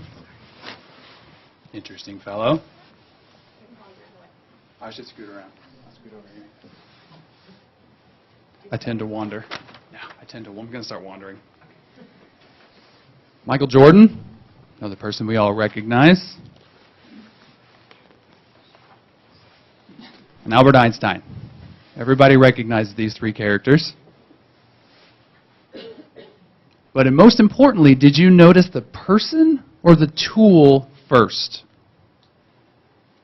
Think about that for a second. The vast majority of people that I show these photographs to recognize the people that were in it and the fact that they were inspirational, they did amazing things, but none of them said basketballs were inspirational. None of them said mathematics were inspirational, although it is, or that apples falling out of trees were inspirational. Nobody said that. They said the person was inspirational. I'm Paul Zimmerman. I'm a technology integrator here in the Blaine County School District. In my presentation, yes, I am in the technology department, but my presentation is not about the technology specifically. My presentation is about the teachers and the things they're doing with the technology as a tool to make it happen. Isaac Newton and the other characters did amazing things themselves. They just had a tool to help them along. First thing I want to talk about are what are called virtual field trips. Some of the examples along the bottom, the Seattle Aquarium, the Rock and Roll Hall of Fame, the Minnesota Zoo. These are places that are hosting virtual field trips. Inevitably, we're wondering what in the world could these possibly be? Well, think about physical field trips. You have the cost, the logistics, permission slips, safety, make sure you come back with the same number of kids. There's a lot of variables involved in a real field trip. But with all the logistics involved, you are limited to the ability to go and explore. You have to be in the classroom or nearby, and given the location we geographically are, that limits us greatly. We can make trips to the Boise Zoo, but that's basically it. Virtual field trips require none of these. They use Google Hangouts technology, which we already have available. And my first example is, yes, we hosted a virtual field trip to Principal Brad's farm that he has. He has ostriches and doves and a really, really cute dog. What was amazing about this was this setup here, we were able to bring 5 classrooms in this district on this field trip. 4 in Alturas and 1 in Cary. And what's even more amazing is he was wearing a headset, very advanced, and there's a video camera here, and I have a monitor off to the side that you can't really see. They were able to interact with him. It was not pre-recorded. It was not one way. It goes 2 ways. So while we're having the field trip, he can see the classes here. And if a classroom speaks and asks a question, they become full screen. On the monitor, he can see, and when he speaks, he's full screen on theirs. So with technology we have available, teachers and Principal Brad were able to put this together and take 5 groups of classes, that's what, 60 kids or more, on a virtual field trip, just like that, without having to use buses, logistics, calling recs, any of that stuff. That's fantastic. But there's a whole lot more that we're able to do with these kinds of technologies that we already have, that teachers are applying already. Lydia Flynn at Hemingway. She connected through Google Connected Classrooms, a community in the Google Plus arena. She connected to a class that was in South America, if I remember correctly. They do dual immersion like us. They do English and Spanish. So they had this set up, and they connected live to them. These kids here wrote a paper in English, their second language, about where they live. Our kids here wrote their paper in Spanish about where we live. And then we shared back and forth, and we read our reports to each other. We connected to South America. That's just, I'm inspired talking about it, apparently. It's amazing. And look at the pictures. Look at these kids. They're all crowded around. They're excited. Everybody's engaged. And what were they doing? They were practicing their Spanish. Stuff they're doing anyway. But this is a whole new way to do it. And teachers did this. They're doing this. We have the technology to do it. We help them get going. But they come up with the ideas. They make this happen. And it's amazing the kinds of things that they're coming up with. I need to slow down. I'm getting really excited. Cool it. This is my favorite thing. Hangouts on the Air is another example. What a Hangout on the Air is slow down. I'm really excited. A Hangout on the Air is like a news broadcast. It's one way. So think about how that works. You can watch a news broadcast whenever you want. You know, on the internet, on your tablets and phones and various other things. What if you're a parent and you want to watch something happening in the classroom? If it's not at 7:30 in the evening, you're probably not going to see it. You're going to hear about it later from your kids, right? Fair enough. Hangouts on the air, let teachers broadcast events in their classroom anytime they want, and they can notify the parents via email way ahead of time that something's happening. So then, if you're doing some kind of a, I don't know, poetry reading perhaps, you can set that up to be 10:30 in the morning, what's convenient for you. Send the link to the parents, and they can watch their children do the things. All the technology we've already got. And of course, I have an example. And I'm going to show you.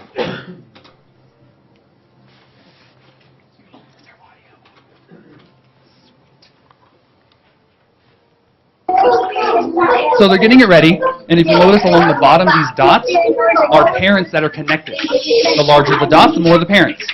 I've been in different events where the dot is huge. But these are parents that are connected, so it's not like they're broadcasting and you never know. Parents are connected in, and they're watching their children do this in the classroom without having to go. I did Stop. I'm waiting for them to say something in Spanish. Oops. Go back. Go back. Close enough. And the other thing that this has an advantage of is, let's say a parent can't watch it and they miss it. This automatically archives these events. So if a parent says 2 weeks from now, I missed it, I want to see little Jimmy read his Spanish, send them the link. This happened before, and I use the archive link to watch it. So I could still see my child do these things. That's inspiring, and that's awesome. So with all of this presentation that I spoke really fast, I promised not to, but I did anyway, my question is, what is inspiring? We hear this terminology all the time. To me, it's being remembered. Think about that with the virtual field trip. Those kids might not remember the details of the field trip or whatever, but they'll remember Principal Brad has ostriches. That's a big deal. With Miss Flynn, when they connected in South America, they might not remember what they read that day, but they'll remember for a long time that they were talking to a classroom that is dual immersion like us, still learning English, in another hemisphere. I'm just going to pause for effect. That's awesome. I love that. And with the poetry reading, the parents are going to remember that they saw their child read it instead of, they just can't make the logistics work. It's not in the evenings. That's not going to work. They're able to see that whenever they want and make it work. To me, that is inspiring. The teachers are doing this with what we already have right now. I had any questions, but I don't think I'm going to do any. Questions, comments from the board? I'll speak slower if you have a question. No, I think it's fabulous. It's amazing to see the kids light up and to be able to be involved as a parent, especially those at work. It's good.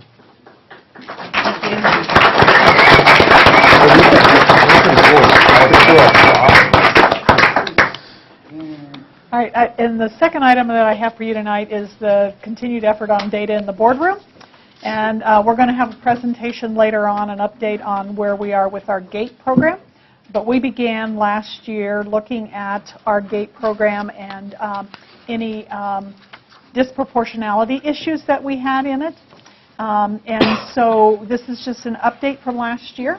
A couple of the things I want to point out is you'll see that our elementary percentage of Hispanic students actually went down, and our secondary went up, and that's just mainly because those kids transitioned from one grade level to the other. The bad news is we did not find a lot of additional Hispanic students last year for GATE. We did find 2 GATE students at Cary Elementary, which previously had none, so we're starting to find students in all parts of our community, not just at certain schools. And of course, you'll see we had the largest increase in overall GATE identification of students is still in the North Valley at Haley and Hemingway type of thing. But there is hope that's coming in a little bit here in our presentation, because the work that was done last year in GATE all year long was looking at how we identify our students and looking at other ways to possibly identify students rather than being a single data point that is biased in language and culture, being able to come up with multiple data points and do away with some of that bias. And as a little sneak peek preview, we have started a screening process at first grade, and this does not mean they qualify for GATE, but it certainly raises the flag that we need to look at them further And we have some Hispanic students identified in that group that we'll be looking at further this year. So that's my report for tonight. Excellent. Thank you very much. Questions, comments from the board? So there will be a presentation tonight? Okay, we'll go ahead and move forward with the board chair report and turn the time over to our student liaison, Mr. Tyson Spellman. Thank you, Chairman. So I'll go ahead and start with Carrie. On the 11th, boys and girls basketball will be having their first game, which is pretty exciting, start of the season. On the 17th, they will be having a suicide prevention seminar. Also on the 17th, later that night, they will be having their annual piano recital. Wood River. Wood River just finished a food drive, a pretty successful food drive, in which they raised $925 and collected a total of 759 pounds of food, which is pretty impressive.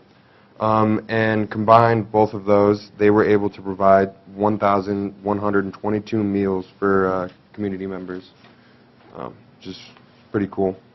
Last Friday, their student union or their student council class volunteered to help set up a Winter Wonderland event at the Armory in Haley that took place over this past weekend. And lastly, Silver Creek. Coming up this Thursday on the 10th, Silver Creek will be hosting a chess tournament for kids K through 12. And next week on Thursday the 17th, they will also be hosting another chess tournament, also for kids K through 12. And that's all I have for today. Thank you. All right. Thank you very much.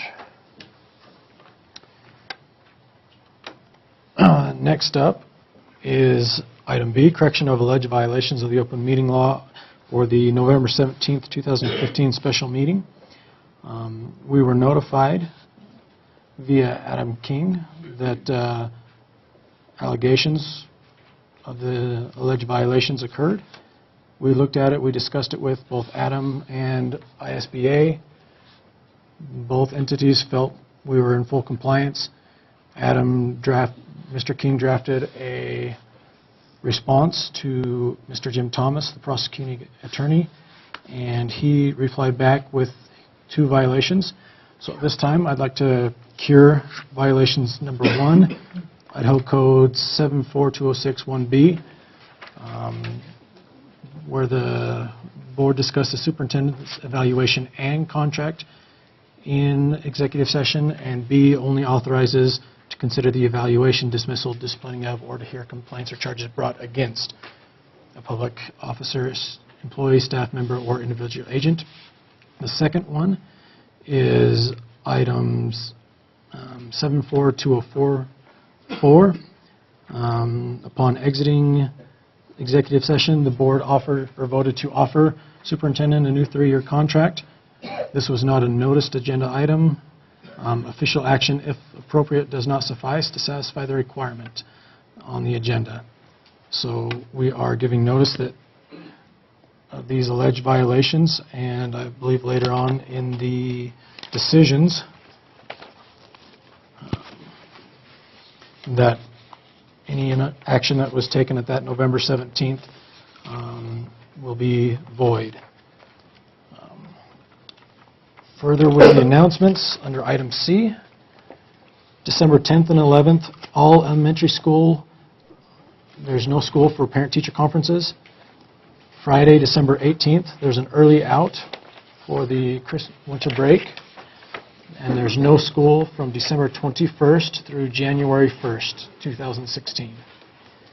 On Monday, January 4th, all schools resume. We have Martin Luther King Jr. Day, no school on Monday, January 18th, and our regular meeting of the board is Tuesday, January 19th. And just as a heads up for everybody, the financial planning survey is open and available on the district website. If you have not received that in an email, please feel free to go onto the district website and participate in that survey. We look forward to your opinions, listening to your voices. With that, that concludes the board chair report, and we'll turn the time over to Angie Martinez for the GATE program update.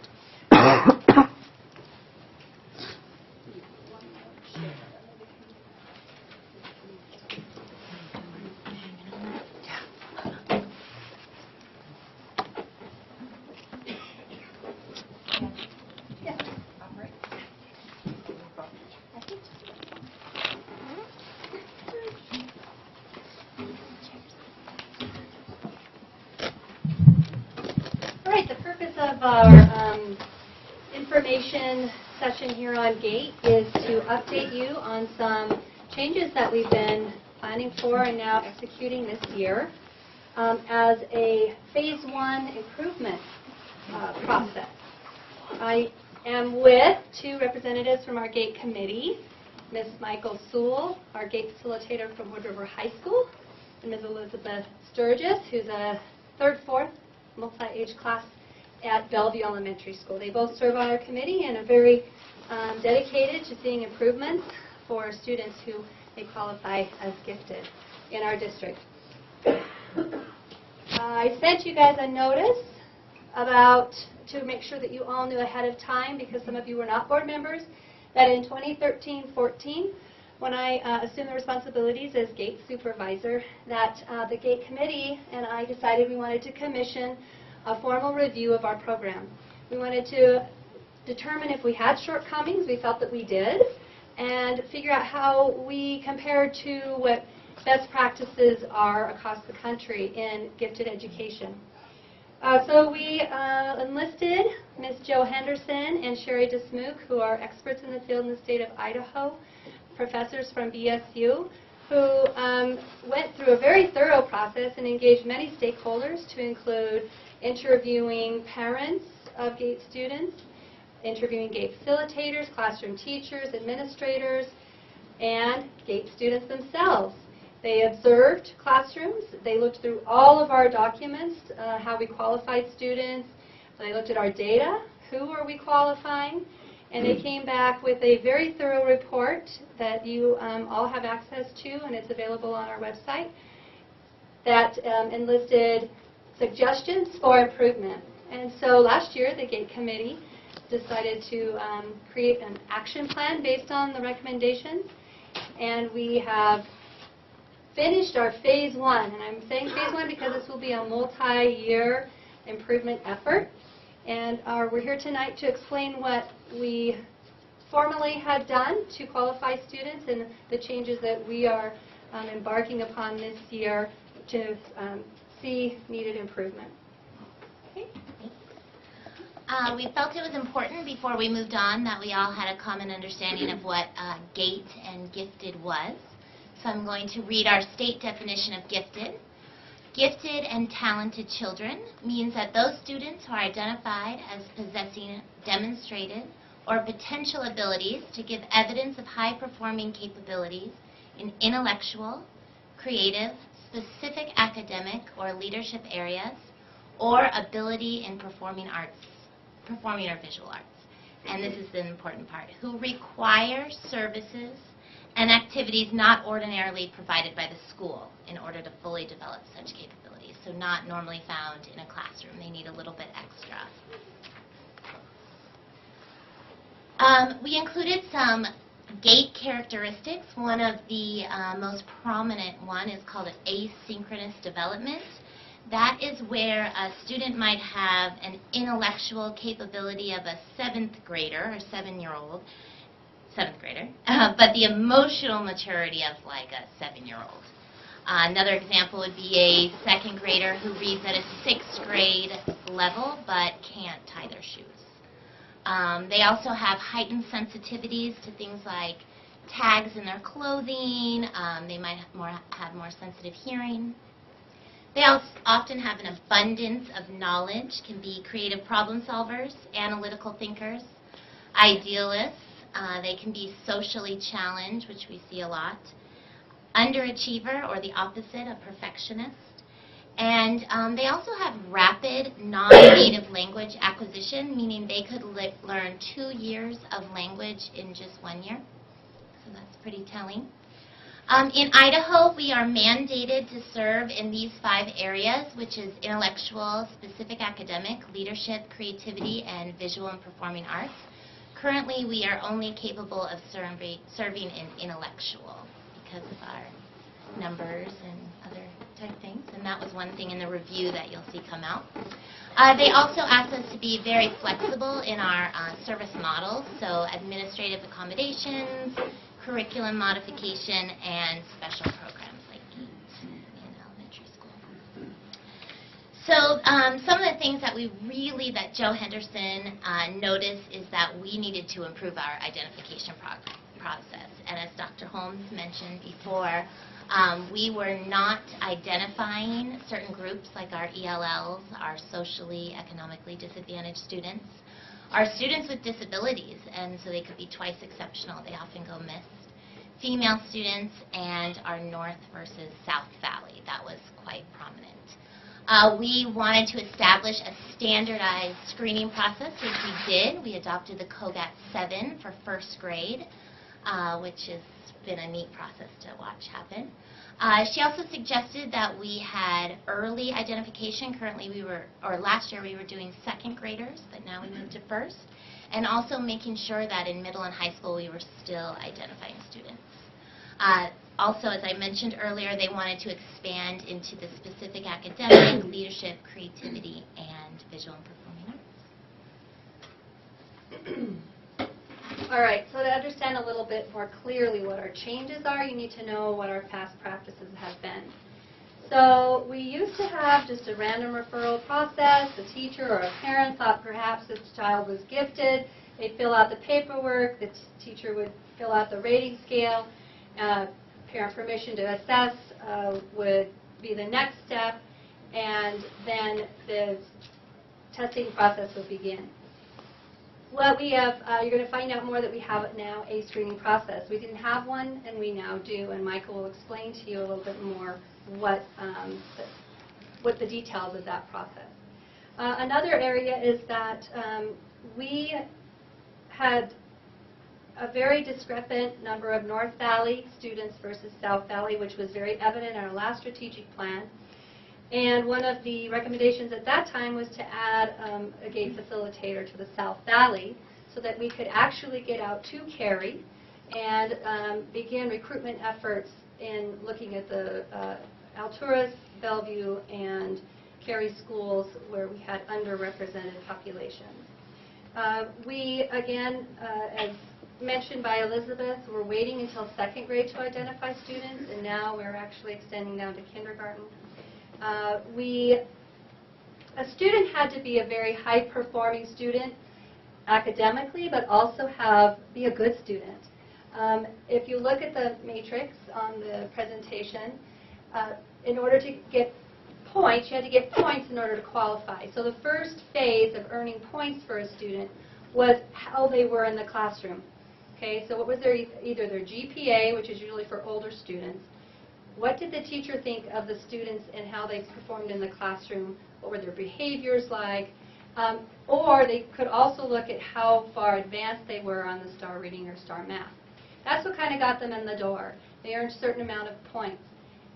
Then they would go into phase 2, which is achievement testing. So we're looking specifically at their academic performance in reading language or written language or mathematics. And they had to be in a certain percentile to earn a certain point value. Now, a student could qualify just after those first two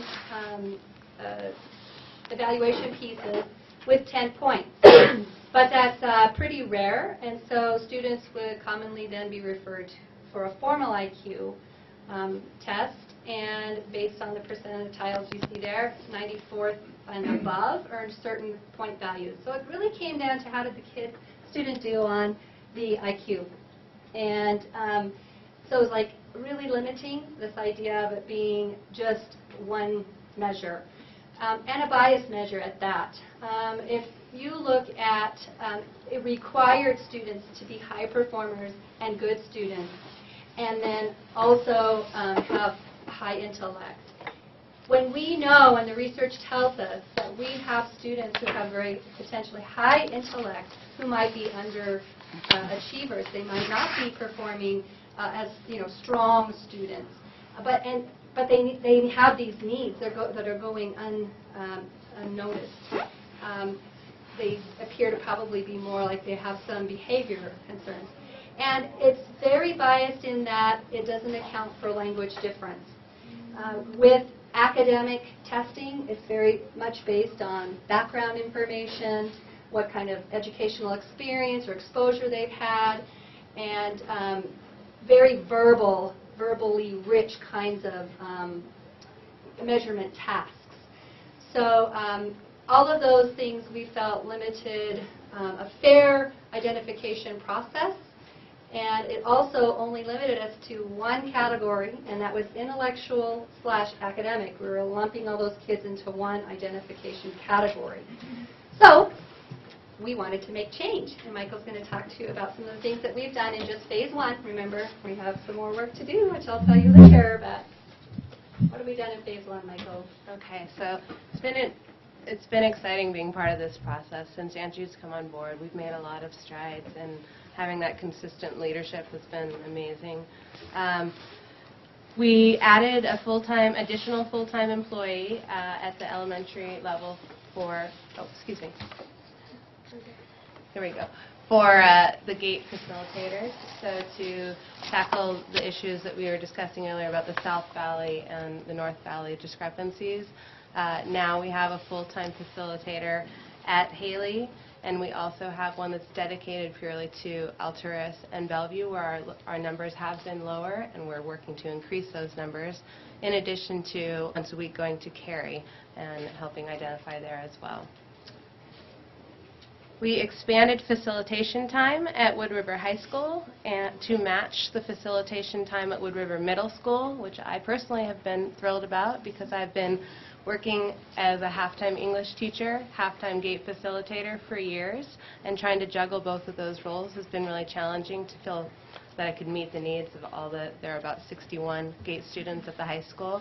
And so we were able to get my position so that we didn't add an additional position, but we just were able to make my working be just for GATE students, not in the English side. The screening process is a big piece that we've changed. K through 5 now, there is a standardized screening process, which we've never had before.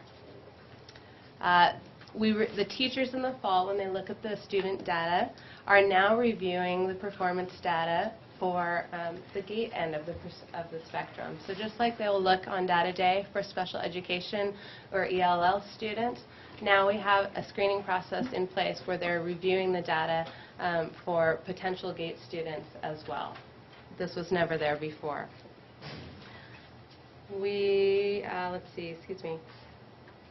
In 6th grade and 9th grade, there's been data mining. So now, again, we are double checking to see if we've missed any students along the way.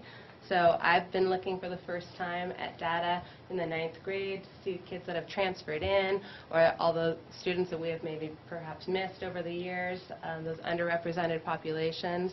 Now we're getting a double check at those in the 6th grade and the 9th grade level. The universal screener allows for all students to get a fair shot at being captured. This is happening in the fall of 1st grade. It's a COGAT screener. So every student, so now it's not just a happenstance if a teacher recognizes it and refers the student. They are having an official screener for all students in 1st grade, and the facilitators and teachers are reviewing that data to capture any potential high-ability students. Excuse me, Mike, can I interrupt too, just so that people know that the COGAT has a section on it which is non-language dependent. So that will help us a lot when we miss students because of language issues. We also have a kindergarten parent questionnaire to identify earlier. That was one of the needs that we weren't identifying until 2nd grade. So now there's a screener going out, or a parent questionnaire, excuse me, in kindergarten to start recognizing if students have come into kindergarten and they have taught themselves how to read, things like that. Services can't wait until 2nd grade. We can start addressing those issues earlier. The referral tool at the end, the gifted characteristics referral tool, this is really big with professional development that's been happening. The teachers will get a referral form, and they're getting professional development on the characteristics of gifted. But now included on that form are the particular characteristics that ELL students might have, or low SES students that also have gifted tendencies. So some of those areas that we were missing before, I'm excited because teachers are more aware of what GATE students can look like all across the spectrum.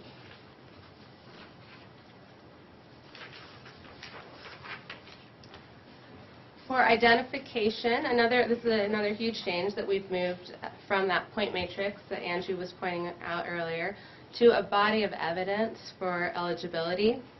This again is in an effort to cast a wider net to capture more of our special populations that are currently under-identified. So there is not a single score, but rather a series of data points that we look at to determine eligibility. We have a mix of both quantitative and qualitative data. The assessment tools have been improved, as mentioned with the screener. The COGAT full battery, which is one of our assessment tools for the cognitive side, has those nonverbal components again. So students that are coming from different language homes or haven't been exposed to as much vocabulary, this COGAT full battery is a better tool to capture those. The academic, we're using the Woodcock-Johnson 4 achievement for the broad areas of reading, math, and written language. So that's our quantitative data, but now we're also including qualitative data. So student work samples, teacher recommendations, parent-teacher scales, and interviews with the students. So that, again, it's not just a single score, you're in or out, it's looking at the whole student's profile.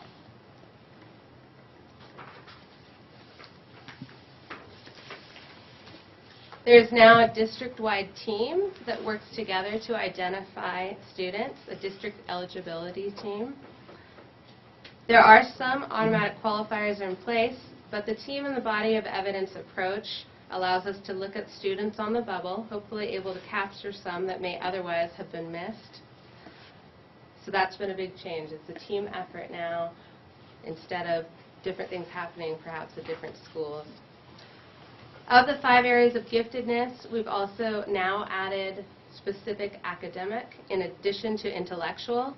So a student who is exceptionally talented in one specific area, such as math, for example, can qualify and receive services to help enrich their math abilities.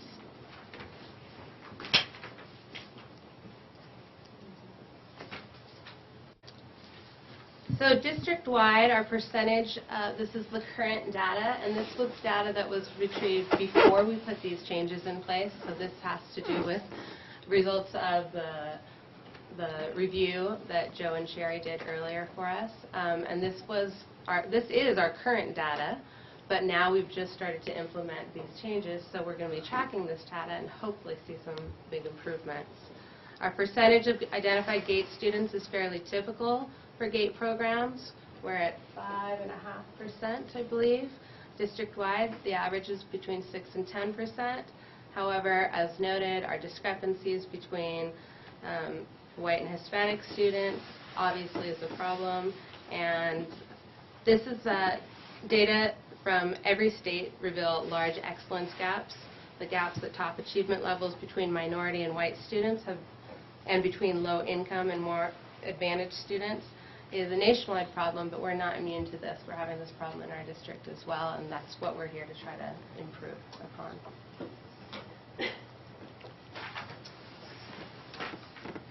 One last piece.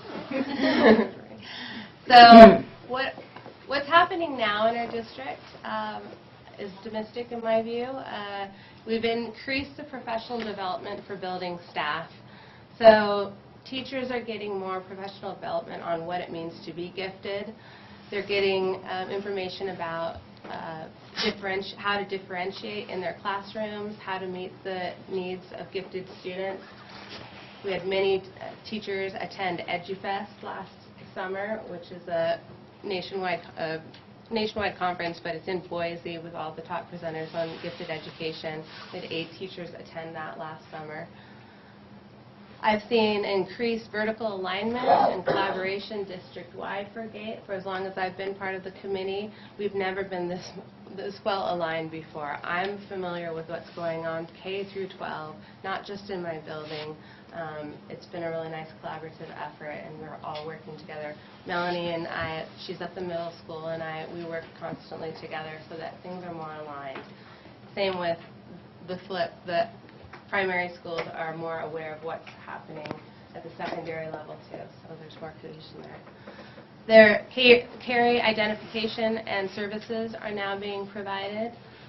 There's cross-district alignment of accelerated math, compacted 5-6 math curriculum. There's an honors English in Woodward in the middle school. There are improvements in the GATE plans at elementary level. There are now individualized GATE plans being created in the middle school and the high school, individualized learning plans for gifted students. The advanced opportunity students, there's increased enrollment for students in AP classes at the high school and advanced chemistry and math classes. With some support from me, I'm doing a GRIT class, which stands for Garnishing Rigor, Initiative, Integrity, and Tenacity. And again, it's trying to offer support for students that haven't typically taken those types of classes before, first-generation students, and are now enrolled in those classes for the first time. GRIT was created as a way for me to help support character ed and specific homework help with teachers, things like that. The YMCA Achievers Collaboration, the YMCA has partnered with my GRIT classes, and they're going to be offering a support as well, an extension to those students on Wednesday afternoons. In the secondary, both middle school and high school, social and emotional issues pertinent to gifted students have been developed and are being introduced to students. There's been a lot more camaraderie amongst GATE students since these changes have happened. Like-minded peer support groups, which is critical for these kids. And there's been increased GATE student facilitator connections. So I'm reaching out and reaching my students a lot more with the gifted students, and I see that happening with all the facilitators district-wide. There's more contact there. Right. Our work ahead. As we've expressed tonight, we've had phase 1 changes. There are many, but we have more to do. We are going to be adding those other 3 areas that were mentioned that we need to have by mandate, and that is the leadership, creativity, and visual performing arts.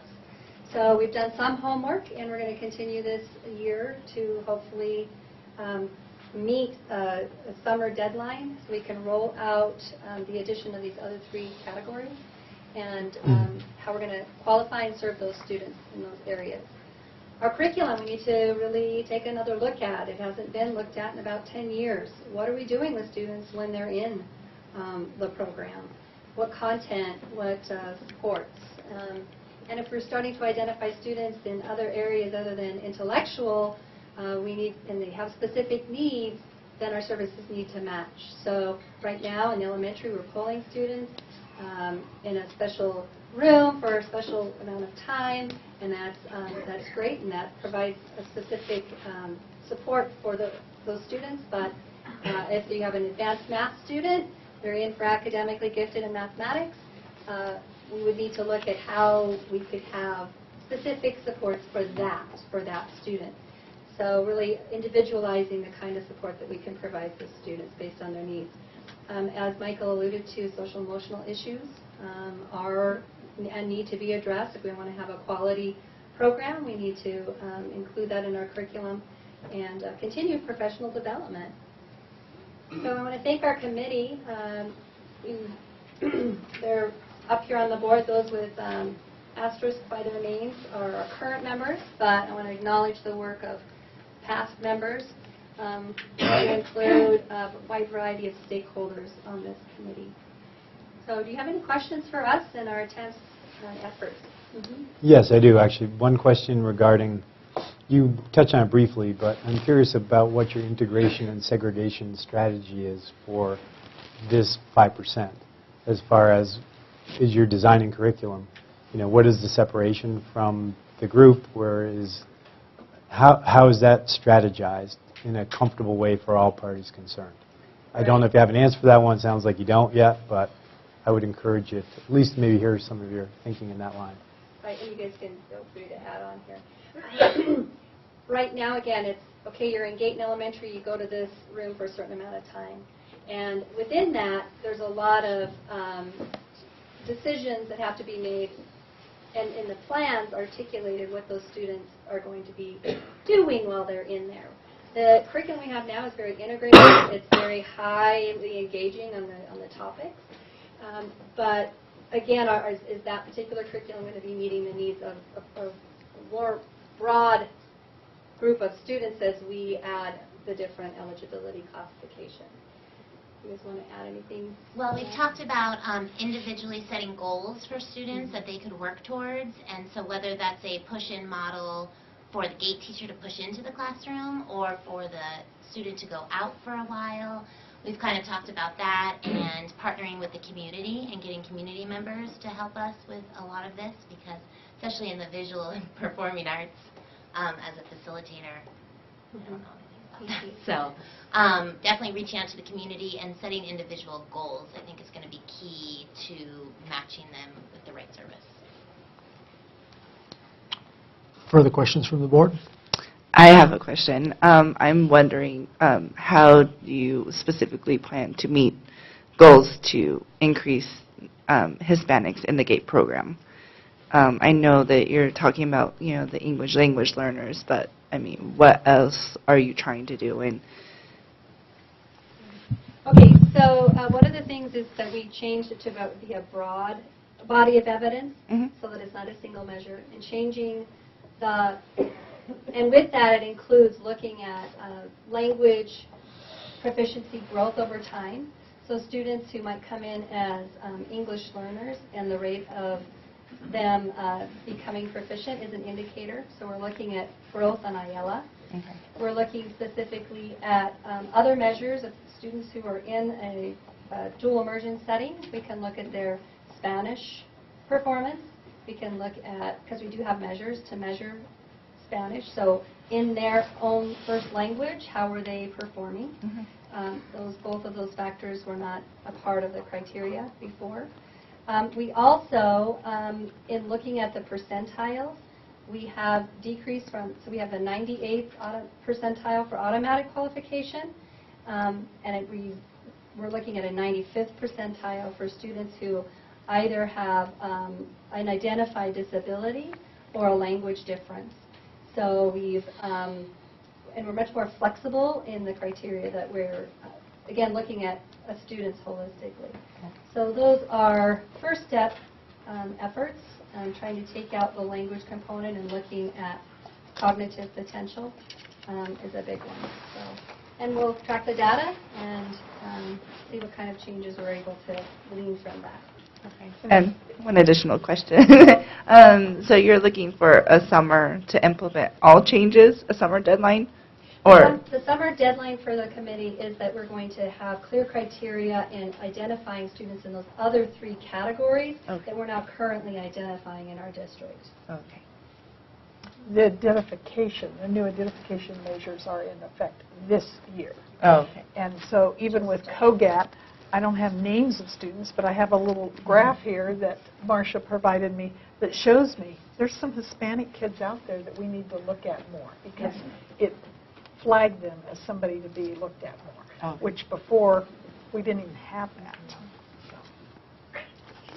And then could you clarify a little bit more about the special education or the students with disabilities, like how you plan on identifying those students or things that you have in place to kind of, or that you want to have in place?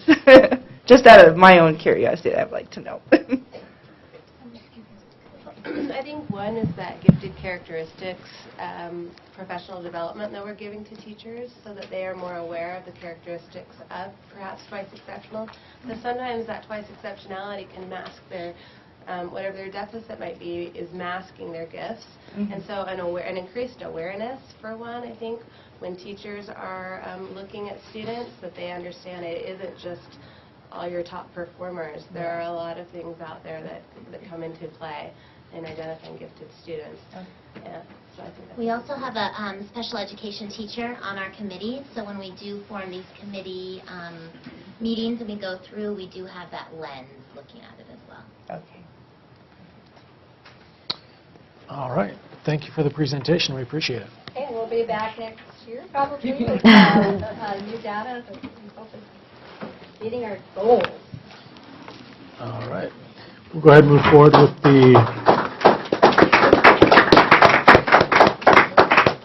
to the new business section of our agenda and turn the time over to Trustee Bustos to go ahead and introduce proposed policy.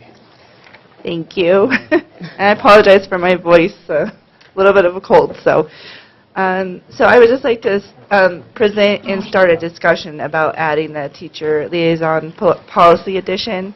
I have spoken with Marie Wolfram and Trinji Van Slyke about this. And Marie, as you heard, was able to put this together, the document you see. And I believe that having the teacher liaison position would provide us additional insight on how the policy directly affects teachers and children, since they are the front line of all of this. And I also feel that having a teacher sitting with us at the table or nearby versus sitting in the crowd or potentially not even being at the meeting and being able to call on them for the insight would be something very valuable. So just kind of want to start the discussion about that, and thank Marie for putting that together for us. All right. And just as a reminder to the board, this is a draft policy at this point in time. Depending on board discussion, it could be submitted to the policy committee for their review before it comes back to us with their recommendation. I'll go ahead and open it up for discussion at this point in time. I have a question. Okay. Is this, may I address Marie with this question? Or is this policy, I mean, is this the same as, pretty much the same as the student liaison? Or have we followed pretty much the same guidelines Marie, here, would you like to or- step up to the mic to respond to that question? I guess I would like to know like what the differences are between this and Tyson's position. Not a whole lot, because I pretty much copied and pasted Okay. it. That's kind of what I was thinking. Okay. Except that I changed a little bit of the rotation calendar, because a lot of times staff members aren't available in the summer. So we excluded, I think, June and July. I can't remember off the top of my head from that. So hopefully you don't need teacher input during those months, because we're often not around.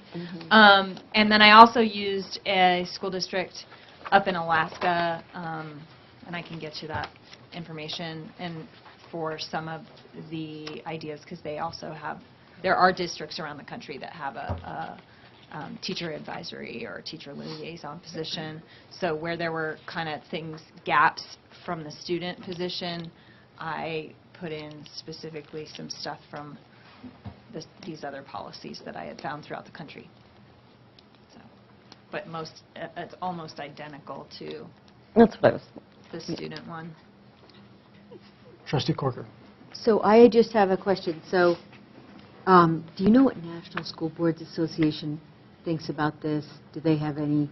I did kind of- not see anything on the National School Boards Association, and I was looking, and they have not No, made any nothing on commentary it. that I could find. Okay.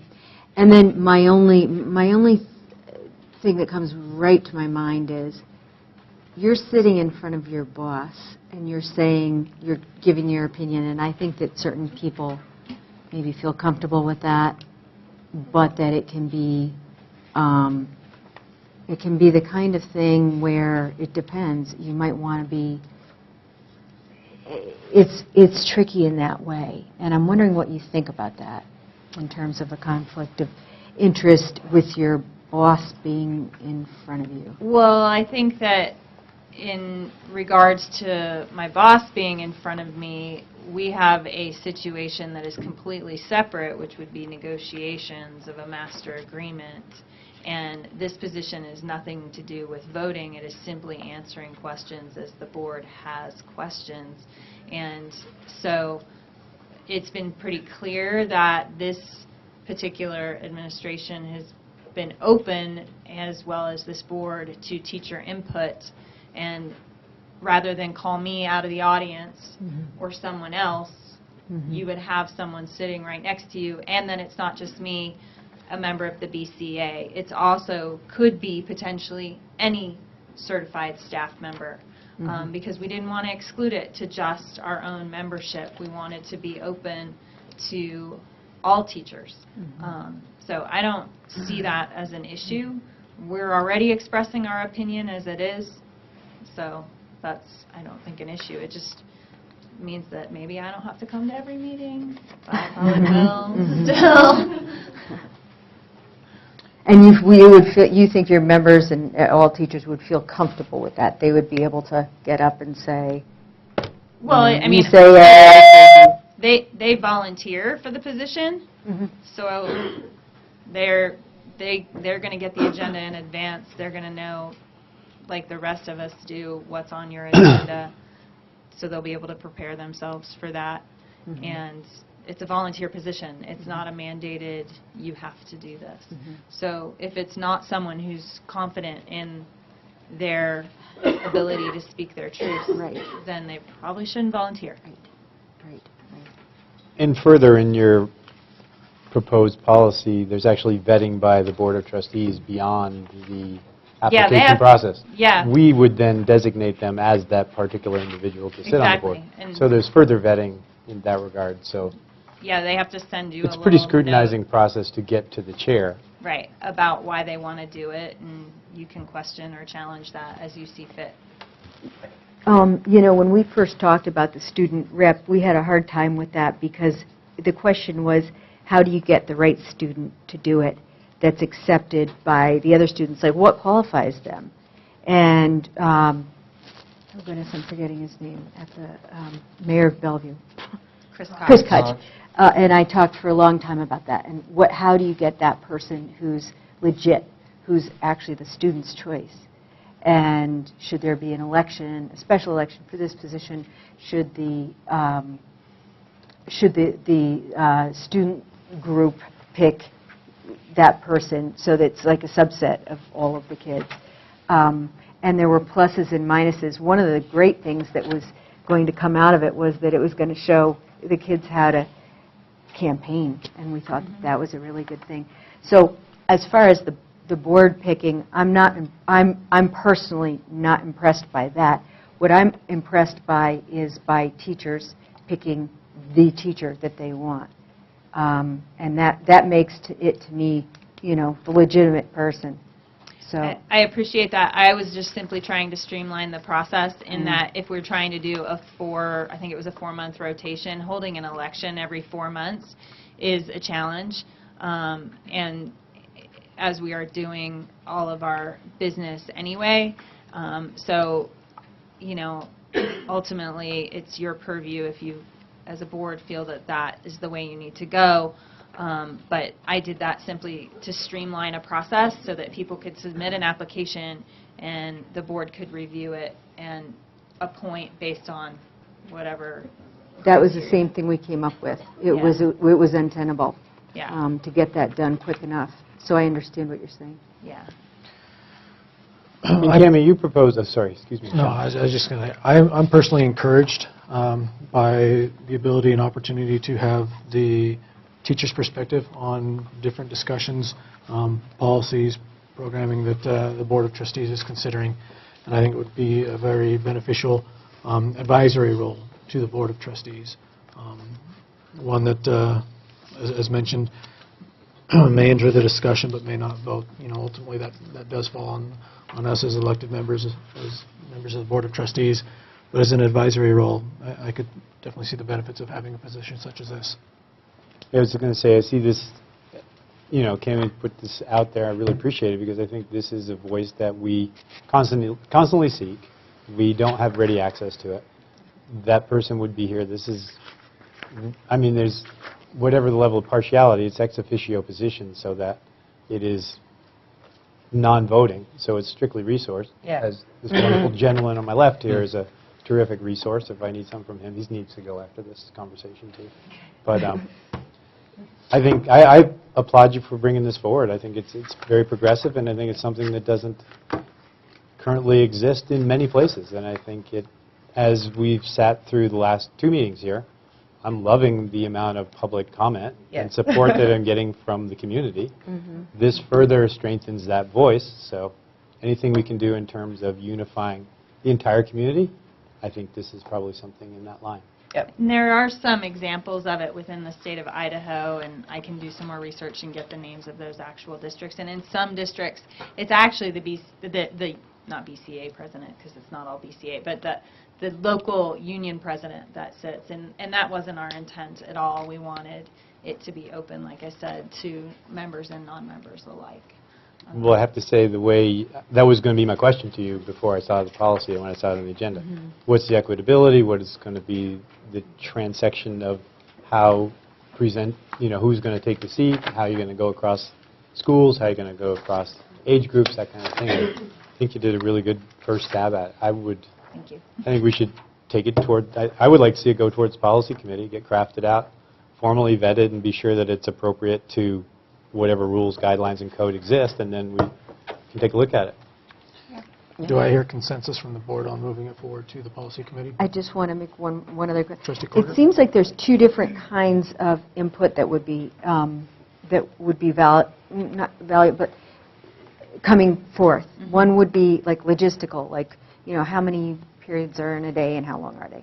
The second is a personal opinion of that person.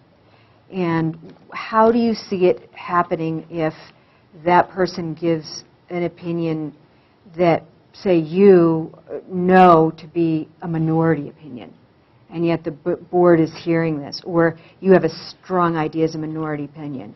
So how do you balance that? Well, I think you're still going to have people making public comment. I mean, regardless, you're still going to have a room full of people back here and the people watching on the internet that are going to come forward and like I said earlier, speak their truth.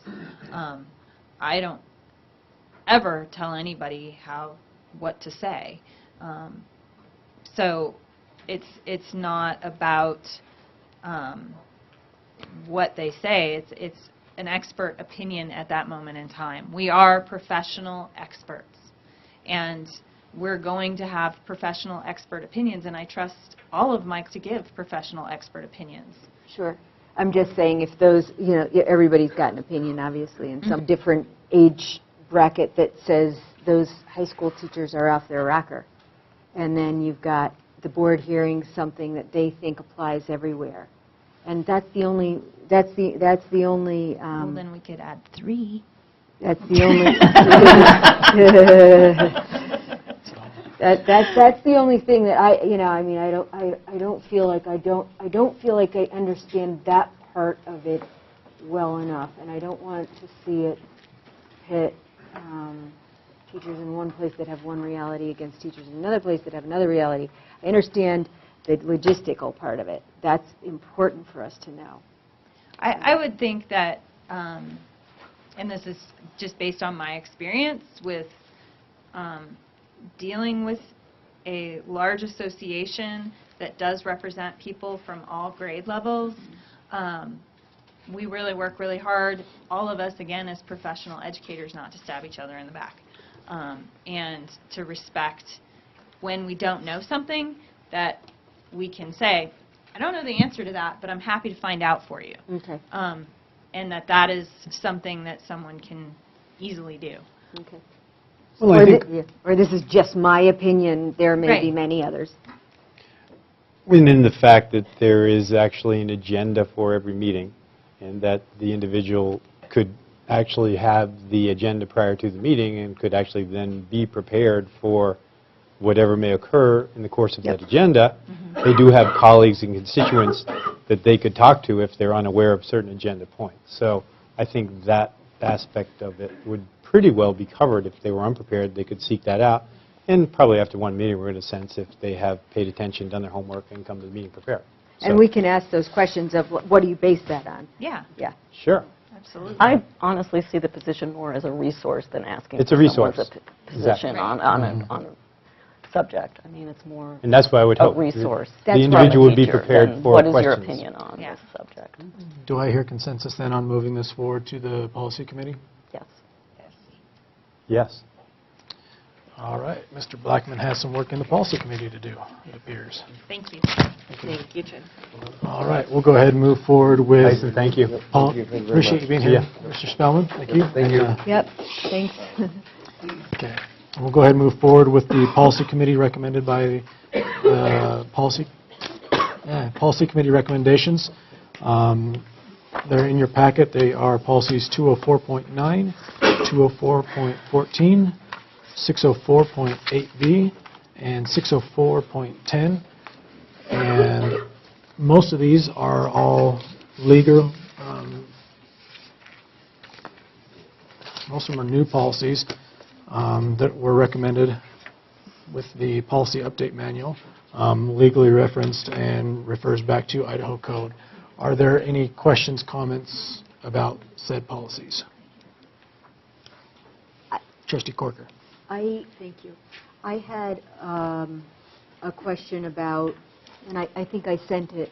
I don't know if you got it. I popped open too. You had 2 questions in Google Docs. Okay, yeah.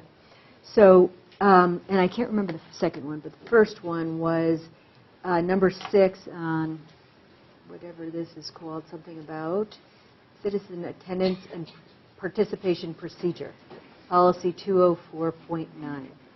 And number 6 said, the board may decline to hear repetitive comments. The chairperson may also deny an individual the opportunity to address the board if the individual has previously addressed the board on the same subject within the past 2 months.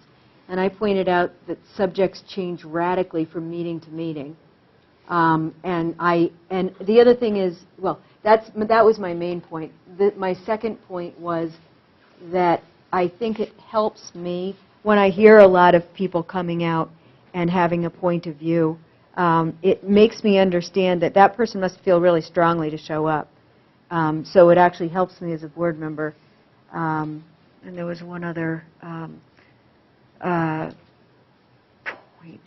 But at any rate, those are the two. That was the. Oh, I know. The third point is that I strongly feel that every time a person gets up and makes a comment, it's a wonderful opportunity for our board to make a positive impression back. And these are people who care, and these are people that if we make a positive impression and they feel heard, then they're our biggest supporters. But if they're trying to make the same comment and they're finding that they have to repeat themselves, that can indicate to us that they're not feeling heard. So to me, that's a red flag, and I want to know about that. So that was my question about that one. Further comments from the board?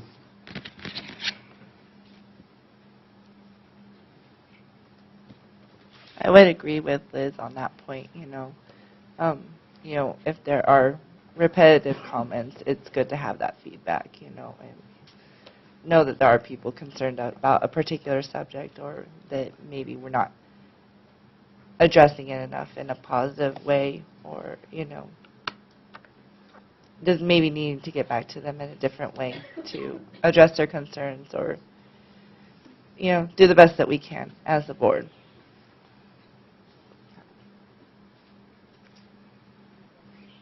We still, sorry, can I make one more comment? Trustee Corkers. We still, and this has been going on, I don't know if Catherine is still here, but it's been going on for about at least 3 years, that we really don't, and I'm apologizing to anybody who's written a letter in this crowd, we still don't really have a policy to answer letters. And we tried to come up with something, because it actually becomes overwhelming for individual board members a lot of times to be able to answer every, and we don't have any kind of a response that is less than, it's not just kind of a boilerplate, but that would actually maybe have a sentence or two that would address their personal thing. And that's always been a hard thing, because we're all volunteers, and it's been hard to come up with that. So I apologize to the public who's ever tried to write in and hasn't gotten a response back. It's not that we haven't listened, it's just that maybe we haven't had the time to respond, and we don't yet have a really good procedure for that. All right. Well, seeing no further comments then, keep in mind these are for review. We are not voting on these tonight, and please continue to review. If you have questions or concerns, feel free to reach out to Mr. Blackman on the policy, or any member of the policy committee who might be able to answer those questions. And they will most likely be on the decision portion of the agenda coming up in January. All right. That brings us to our second section of public comment. And we'll go ahead. Okay. And get started with Ms. Debbie Gutnick, representing herself.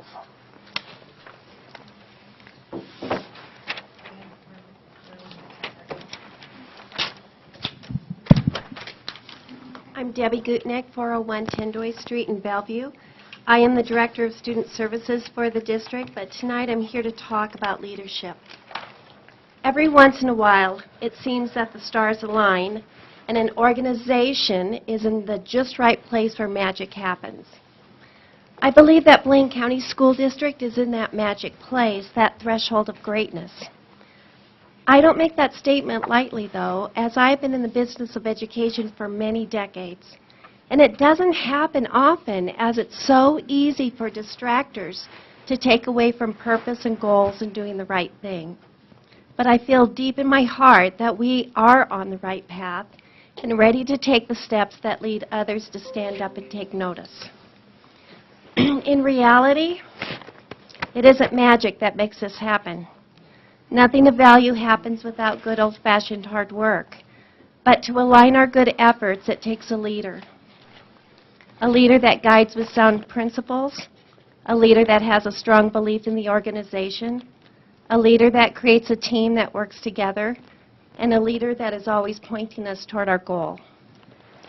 Dr. Gwen Carroll Holmes is the leader who inspires me to believe that together we can achieve anything, or better yet, everything.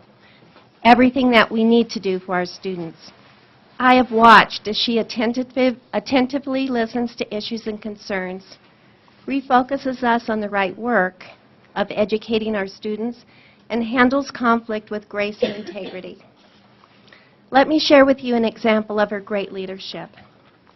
Last year, as part of a team of educators, parents, and community members, as the district began to create a new strategic plan, Dr. Holmes set the stage for the team, who has never worked together before, to review data from countless strategic plan listening tours. She guided, prompted, questioned us as we wrestled with our task to make sense out of the data. But most importantly, she believed in the team process and the team's ability to create the mission statement and broad goals. Inspire, engage, educate, and empower every student. It was magic, or alignment of the stars, that created that wording.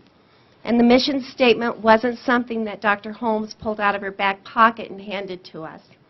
It was created as a result of good, hard teamwork that was led by a skilled leader who believed in us, gave us a framework from which to work, and guided us to persevere together until we arrived at our destination. Inspire, engage, educate, and empower every student.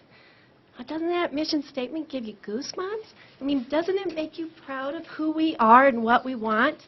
We're not a district who settles for mediocre ground. We want the best. We deserve the best. Our students deserve the best that we can give, and we deserve to have Dr. Gwen Carroll Holmes as our leader, our champion, and our superintendent. Thank you for your comment. Next up is Ms. Barbara Browning.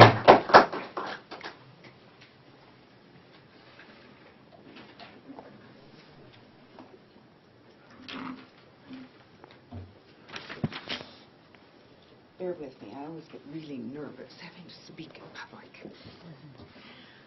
Okay, Barbara Browning, Hewlin Meadows.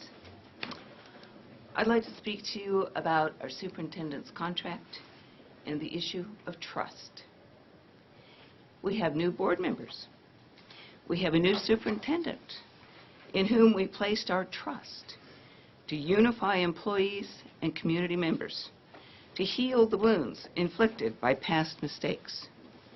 We thought she would rein in spending and initiate a new attitude of fiscal prudence, thereby giving the public some measure of trust that their money is being used carefully and wisely.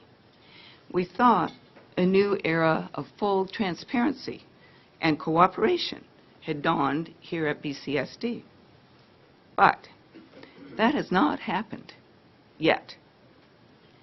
You, members of the board, have been manipulated, and your basic trust in others has been abused. I thought politics existed only somewhere else, like Washington, D.C. Sadly, it also exists here.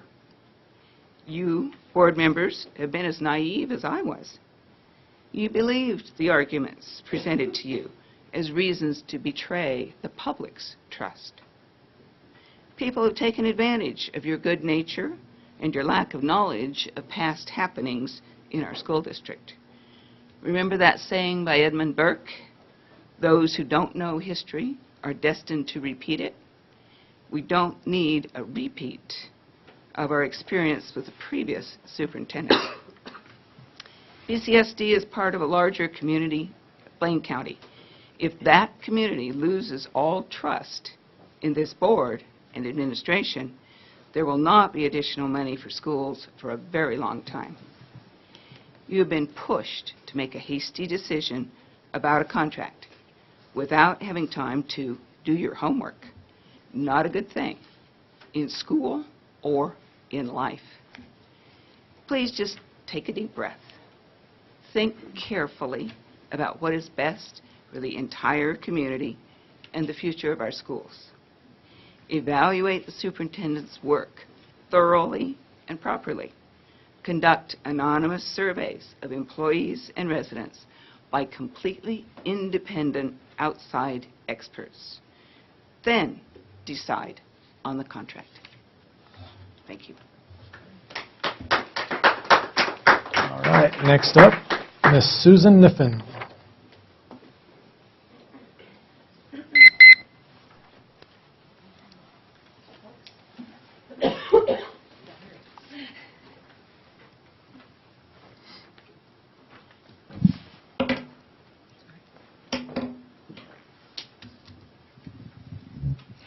My name is Susan Niffen. I am a taxpayer and a district office employee. I am here to support Superintendent Gwen Carroll Holmes and you, the school board. Gwen Carroll is one of the hardest working employees in our district. She has an incredible amount of knowledge, a high amount of integrity, ethics, and honesty. She's effectively handled all of your directives and continues to help our district grow and improve student learning. I endorse her contract renewal. But let me express my support for all of you. Everyone should understand that you spend many thankless hours of your personal time devoted to BCSD with no pay for your efforts. And it pains me to see tonight that you're getting so beaten up for these efforts. What I don't understand is this small group that calls themselves the BCSD Coalition. I work at the district office and I'm privy to see what goes on there. I can get a good pulse of the atmosphere, and at times it feels like we work in a hostile work environment because of them. We are made to continually defend ourselves. When members of the coalition comes to the office to meet with our administrators for what should be informative meetings on district operations, our administrators are met with disrespect, aggressiveness, intimidation, bullying, and lastly, threats to their jobs. I've heard this with my own ears. This is not a coalition of alliance. This is one of defiance. Since August, we have received over 40 records requests from them. These requests disrupt our normal workflow and adds to an already full load of obligations and responsibilities.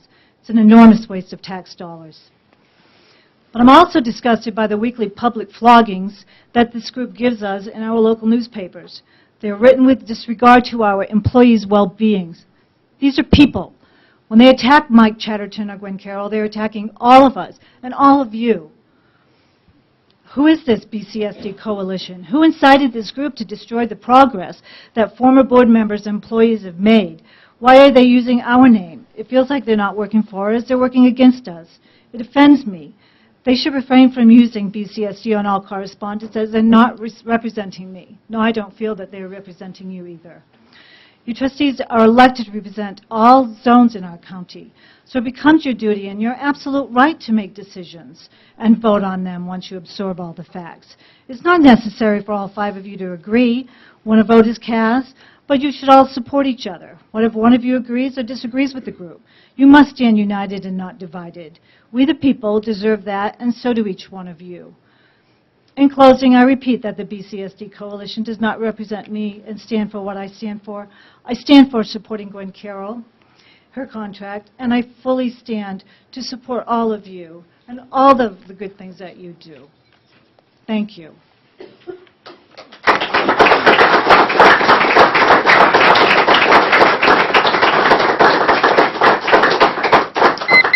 Next up, Mr. Thad Biggers. Good evening, I'm Thad Biggers. I live at 831 Winter Fox Lane in Haley. I recognize that being a board member is difficult, sometimes thankless service. I'm sure there are times when you feel beat up from all sides, but nonetheless, it is important service and responsibility to our community, and I appreciate your service. Similarly, it is my honor and privilege to serve as the principal of Haley Elementary School. I'm happy to be a part of the Blaine County School District team, and I enjoy working with staff, students, and parents here in the Valley. I come to you tonight as principal and parent. I arrived in the Wood River Valley 2.5 years ago with 2 children, whose children grow and blossom educationally and intellectually. I've been very pleased with the education they have received here. I cannot speak to events that occurred prior to my arrival, but as a parent and educator, I have followed events in the district since my arrival with interest. In this 2.5-year time span, I've witnessed an exceptional amount of change. To name just a few, districts throughout the state and nation, including Blaine County, are implementing the Common Core state standards. No small task, and this particular change comes with many adjustments and changes within our schools. The Idaho State Department of Education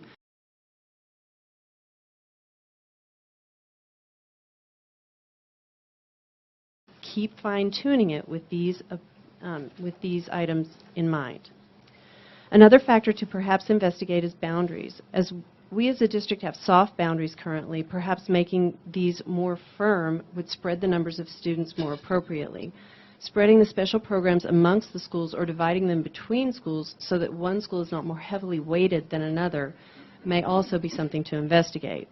We recognize that our district has finite resources, and we definitely want you to make fiscally responsible decisions regarding the addition of teachers and paraprofessionals. As we go into the budget process, we hope these current concerns and issues can be looked at and hopefully mitigated in the future through better allocation of resources. To this end, we strongly prefer putting professionals in the classrooms over putting them in administrative offices. Thank you for listening to these comments, and I hope we can all find ways to make our schools more balanced, thereby creating the best environment for learning and for teaching. Sincerely, Jennifer Schwartz. Thank you for your comment. Next up, Mr. Howard Royal.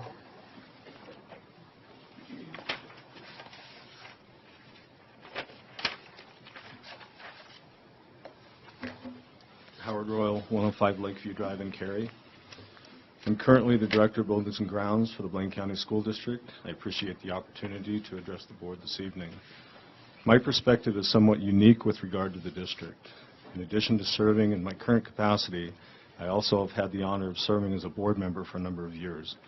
I respect the time commitment, the countless hours these positions consume inside the boardroom, and the unrealized time outside, attending workshops, studying board packets, and fulfilling a number of other obligations. I recall the angst that comes with having to make difficult decisions, but also the sense of satisfaction that comes with collaborating with fellow board members to bring an idea or a project to fruition.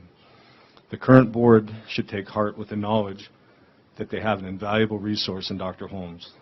From the outset, she took the time to listen carefully to every patron, parent, staff member that was willing to share their perspective to better understand the issues before moving forward. This past year, she has facilitated the new strategic plan. Every individual throughout the area was encouraged to provide input. The plan is to inspire, engage, educate, and empower every student, every single student. Dr. Holmes sought out the reasons as to why a certain segment of the student population was not reaching the graduation platform and outlined a solution.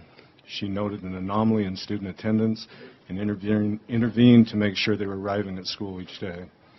More recently, the financial listening tour was brought forth to again garner input from all the district patrons regarding the need to seek solutions for streamlining operations and programs. 20-plus meetings were held to make sure everyone who wanted to provide input was given the opportunity to do so.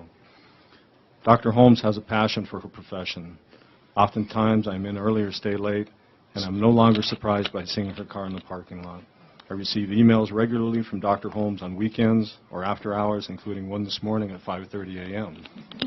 She is truly an advocate for every child and devoted to the success of each one. This district is very fortunate to have someone of her caliber and integrity with us as we move forward to continue to provide a diverse and personalized education for all the students of the Blaine County School District. Thank you.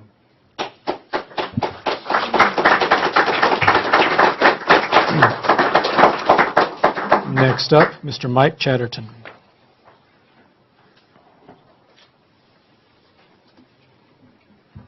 Okay, my name is Mike Chatterton. I'm at 314 3rd Avenue North in Haley. The Blaine County School District has been a big part of my life for the past 29 years. I've been associated with 5 different superintendents over the course of those years. The most disruptive times in the educational process of any school district comes during the transition periods of the new superintendent. For the superintendent to come into a district and get familiar with the patrons, staff, students will take a full year to accomplish. The second year will be used to develop programs around the learning that took place during the first year. The third year and beyond is where you will begin to see the foothold of these programs established through the learning process. The Blaine County School District is barely into the second year of this process, in which the school district spent over $50,000 in recruiting a person fitting the needs for the district. We have found that person in Dr. Gwen Carroll Holmes to lead Blaine County into our educational future. To start over at this point would be a step back in time and send the wrong message to Dr. Holmes or anyone else who may be interested in a position, as well as the independent citizens that were involved in this selection process. This position needs a vote of confidence with all of the stakeholders within Blaine County. Dr. Holmes deserves a 3-year contract where she can count on the community as much as the community counts on her. The current small vocal group references the school district and its tribal behavior and propaganda machine. The board will not see this debate or any debate handled by the school district through the local newspapers, as this group has chosen to do so. In fact, the district will always choose to take the high road in these situations. This group refers to the school district and its tribal behavior. I believe this reference to the school district family is both offensive and totally demeaning to all of our students, employees, parents, volunteers, and board members. There is no group or organization that should be slandered in this way. The Board of Trustees should be continually thanked for the many hours of service they provide to the community instead of being criticized for the decisions that are made that they do not believe in. We, as a community, need to believe in the decisions made by this board and every school board in the past as being the best decision. Dr. Holmes deserves the support from all of us as she transitions Blaine County into our educational future. Thank you.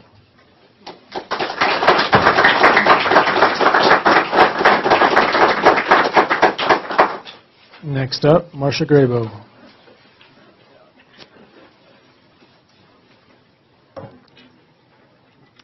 Thank you. My name is Marcia Grabo. I live at 441 Sand Badger in Haley. I'm the parent of a Wood River High School junior.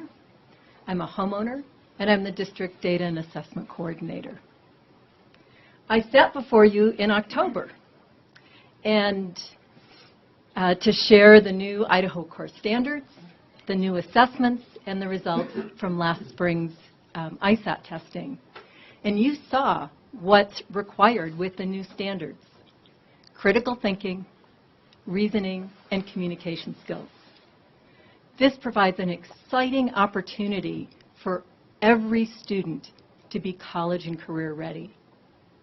It also provides many challenges for us as educators. Blaine County is clearly a good district, but not yet consistently a great district. Teaching math and physics at Wood River High School for 9 years put me in the midst of the change to Common Core. It was very hard last year to consider leaving the classroom a place where I had direct contact with students every day. When I heard about the assessment position, I met with Dr. Holmes and immediately decided to apply for the position. I was impressed by her process and vision and her keen understanding of the value of data, both how to use it and how not to use it. I also know what can be accomplished when an extraordinary team focuses on a common vision. I worked at AT&T Bell Laboratories as a research scientist for 14 years before moving to Idaho in 1996. I had the opportunity to work on several projects that made a truly lasting impact. Recently, I have begun reading Good to Great by Jim Collins, and I now have some insight into how Dr. Holmes is helping us all be successful. Jim Collins distinguishes effective leaders from level 5 executives. Effective leaders are dynamic leaders that get people to do what they want. Level 5 leaders are executives who blend personal humility with intense professional will.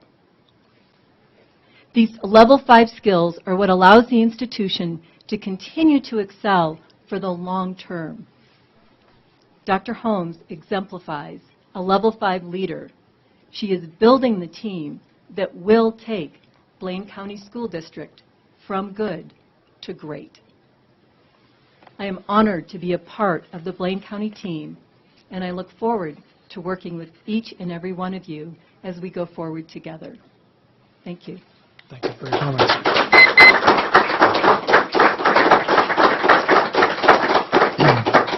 Next up, Teresa McGoffin.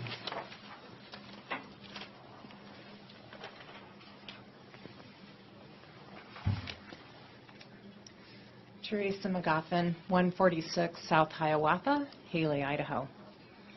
I am the mother of a successful BCSD graduate, a 20-year employee of the district, a homeowner, and a person concerned for the welfare of all of us. As I contemplated what to say tonight, I tried to put myself in your shoes.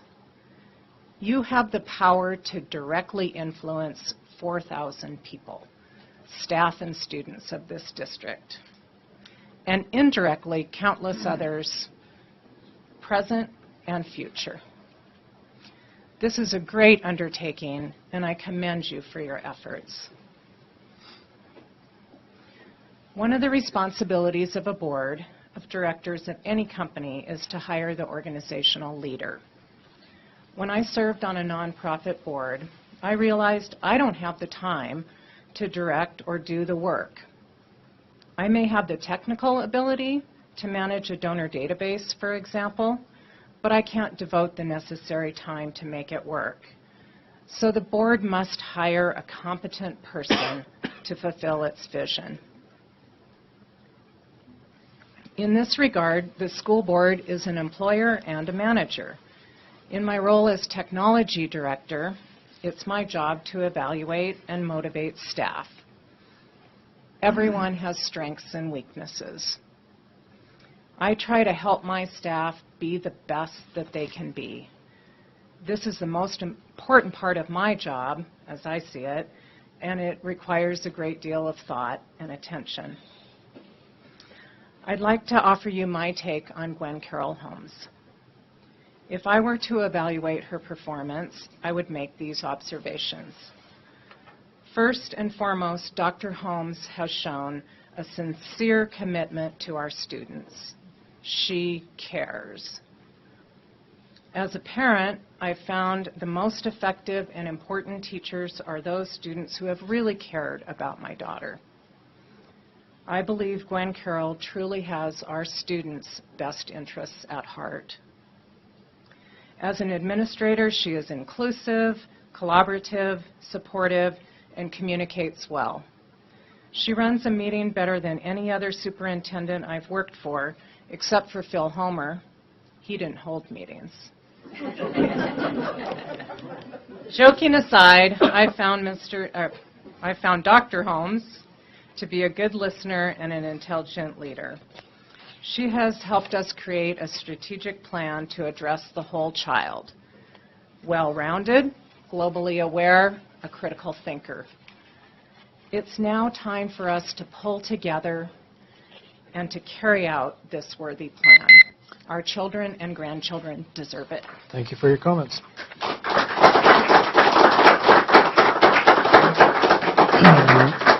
Next up, Mr. John Pierce.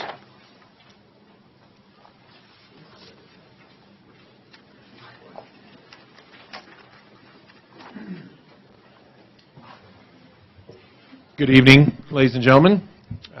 John Pierce, Haley, Idaho, Zone 3. I come to you tonight as a homeowner, as a parent of 2 students in Blaine County School District, a middle school student and a high school student. And I am currently employed as the principal of Wood River High School. Tonight I represent the Wood River High School administration team, Keith Nelson, Julia Graft, and myself. And I just want to address the reoccurring theme about leadership. In current events, we recently have been thinking about the topic of leadership. And we determined that what needs to remain at the forefront of this discussion is consistent, stable leadership. As a newly formed admin team at the high school, developing a consistent process for policy and procedure with teachers and students has allowed us to focus on what matters, and that is student success. This is not always met with excitement or with praise. Difficult decisions have to be made for the good of the one and the good of the all. Needless to say, this is not an easy job. With difficult decisions not unique only to the high school, our district has moved to a high degree of transparency. We are welcoming input from our parents and community members through partnerships, surveys, meetings to ensure that all voices are heard. This process of collaboration builds consensus, which is modeled through consistent and stable leadership. Through the process of collaboration, leaders forge agreement around common principles and common ideals. Therefore, leaders with these common principles and ideals inspire a shared vision. Blaine County School District engaged in a process to develop common principles and ideals that led to a strategic plan. This plan and its shared vision for each student's success requires us to work together as a community to inspire, engage, educate, and empower the next generation of leaders. Please know this. The Blaine County School District has a very strong team of leaders throughout this district. Our district leadership, steered by our superintendent, Dr. Gwen Carroll Holmes, empowers us to carry out this mission. So to sum it up, let's move forward with a positive and continued spirit of collaboration and the shared vision of success for all our students. Thank you.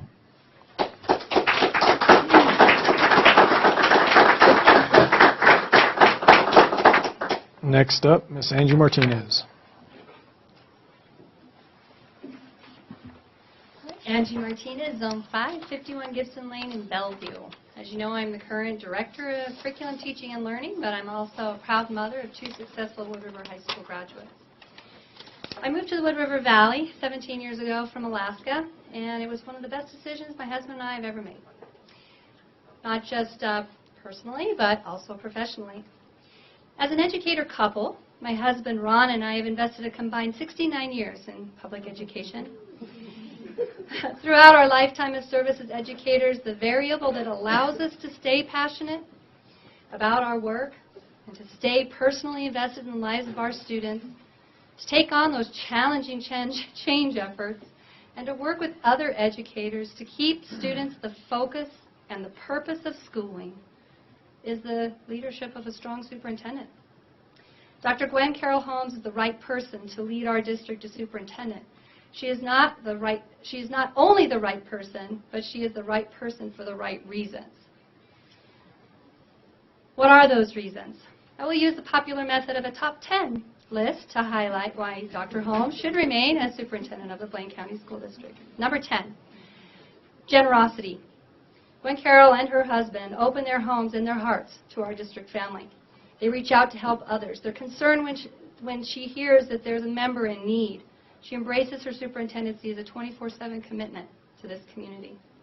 Number 9, visible presence. Yes, you've heard testimony that she is physically present in the schools, but she's also very mentally and emotionally present in these schools and in our community. She listens and she learns. Number 8, intelligence. She's a student of education. She knows the right questions to ask as a leader, and she knows how to make everything fit and flow meaningfully and sensibly in the work we do on behalf of students. Number 7, ambassadorship. She cares deeply for the rights of all children to have a quality public education. Number 6, grace. She stays focused and positive under pressure. She maintains her composure and is resilient and steadfast. Number 5, experience. She's lived in a variety of roles in education. She's walked in the shoes of those who she leads. She has empathy for the hard work, long hours, and challenges of each position, and she knows the importance of each role in this organization, including yours. Number 4, passion. Comes to work every day invigorated with a strong sense of purpose to provide the best educational experience to our students and to do so with sincerity and a smile. Number 3, expertise. Broad and vast. She's just what the superintendent search sought out to find, and you found it in her. Number 2, commitment. She's committed to the families of our students, that students will be excited to come to school each day and rewarded with readiness for life after high school. And number 1, advocacy. It's all about the students, protection of their rights to a quality education. Thank you for your comment.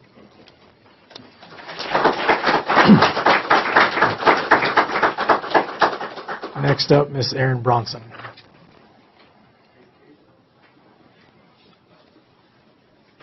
Erin Bronson, 17756 Highway 20.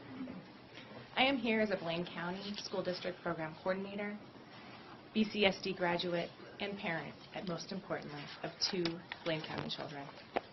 As a parent and educator, I have high expectations for my children's learning and school experience. I am grateful to be part of this community, as I believe many of us share in these high expectations. In fact, I relocated back to this area to ensure my children could be part and have the opportunities in this district that I had as a child, which have afforded me many opportunities and success within my career. It is as a parent and a colleague that I share with you my support for Dr. Gwen Carroll Holmes. Dr. Holmes brings extensive experience, depth of educational resource, connections to education practices and philosophy, dedication to student learning, and commitment to district and student success. All priorities I also hold for my students, school, and future in learning. When the journey to hire a new superintendent began, it was clear in the process we didn't want your average leader. Instead, like everything else within our community, we wanted the best we could find. An individual that would be a leader of new ideas, that would continue the work we had started and propel us forward, and unify our schools and staff. We had high expectations and an extensive hiring process to ensure our final selection was the best. And it worked. The process brought us Dr. Holmes, who has filled the role we expected and more. She has helped us define a path for student learning with a new strategic plan created through collaboration with all stakeholders. A strategic plan that is about inspiring, engaging, educating, and empowering every student. This includes both my children, who are unique and different like all of our other children and other students within our district, and require different supports to achieve these goals, goals that are about the whole child. I appreciate Dr. Holmes for her leadership that inspires, engages, educates, and empowers us as educators to achieve our best every day for our students. John Quincy Adams wrote, "If your actions inspire others to dream more, learn more, do more, and become more, you are a leader."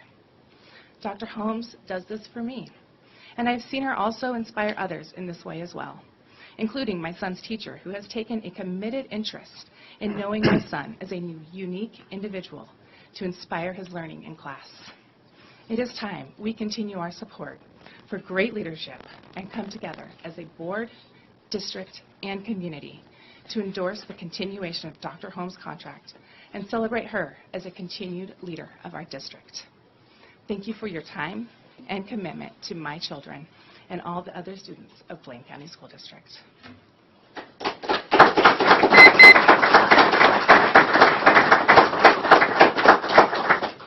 Next up, Mr. Rob Ditch.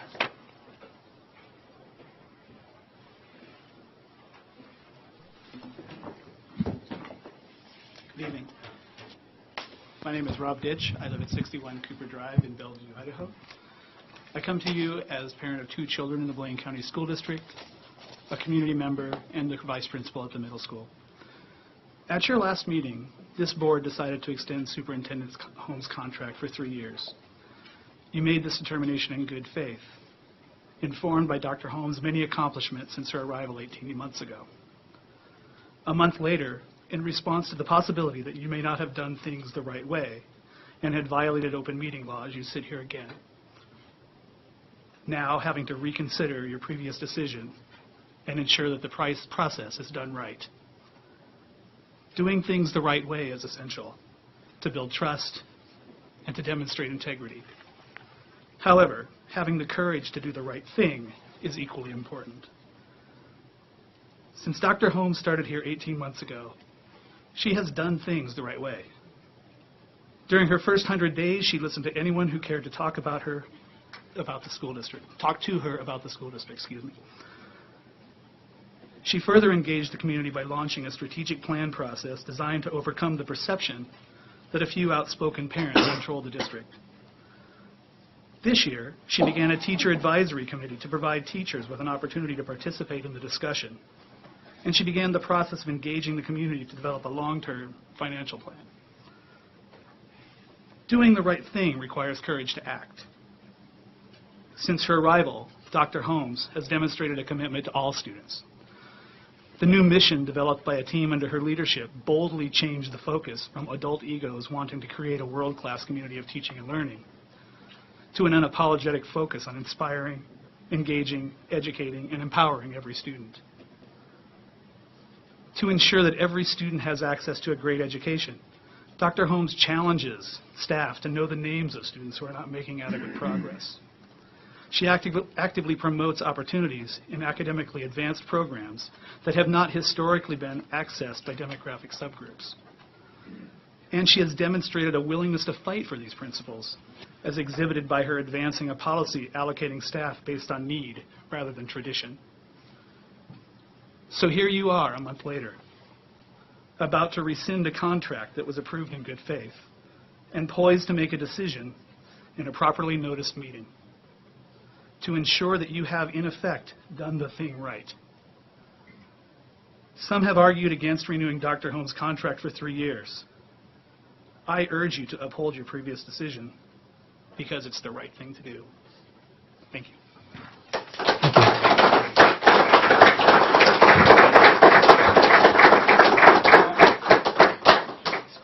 Next up, Miss Brenda Southwick.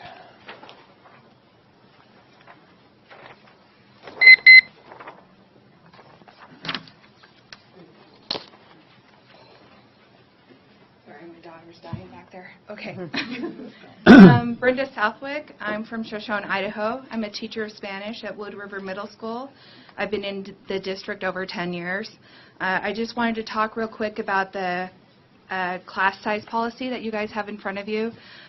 Just one concern that stuck out to me as a former elementary teacher was the combination classes of the 2, 3, 3, 4 combos that happened this last year. I haven't seen the district do that before, poor thing. And I'm just, as a professional, concerned about that because you're learning 2 curriculums as well as the different developmental levels of those children. And I've never seen the district do that before, and so that was concerning for me with the class size policy. The other thing is I'm just found out after I sat here for so long that you will be hearing about our world language program that we have at the middle school and the high school this next year. I just wanted to let you guys know how proud I am of the program that we have in this district. It's not grammar-based like when I went through high school. It's based on proficiency. I teach Spanish 1, and my students are already speaking, reading, and writing in Spanish, even though we're only into the second quarter, and it's very impressive. And also, our Level 3 Spanish students are learning about discussing world events from global perspectives as well as cultural perspectives, which is really exciting. And so it serves the need of about a third of our district with the native Spanish speakers. So I'm really excited about that. I have heard talk of it becoming an elective, and my concern with that is it becomes a mission of recruiting students to join your class. A world language class is kind of like trying to get a kid to join algebra. It's not something they're real excited to do because it is a lot of work. And so it waters down the curriculum in that when you try to make it fun and exciting, you're not quite as able to get through those real core skills that you want them to learn to be able to function in a second language.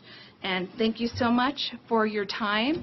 And my daughter's really happy to know that we can go back to Shoshone. So thank you. Thank you.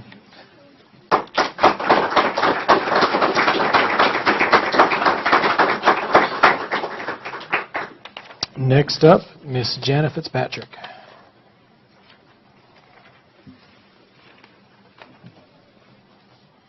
I get these documents to, they're for the board.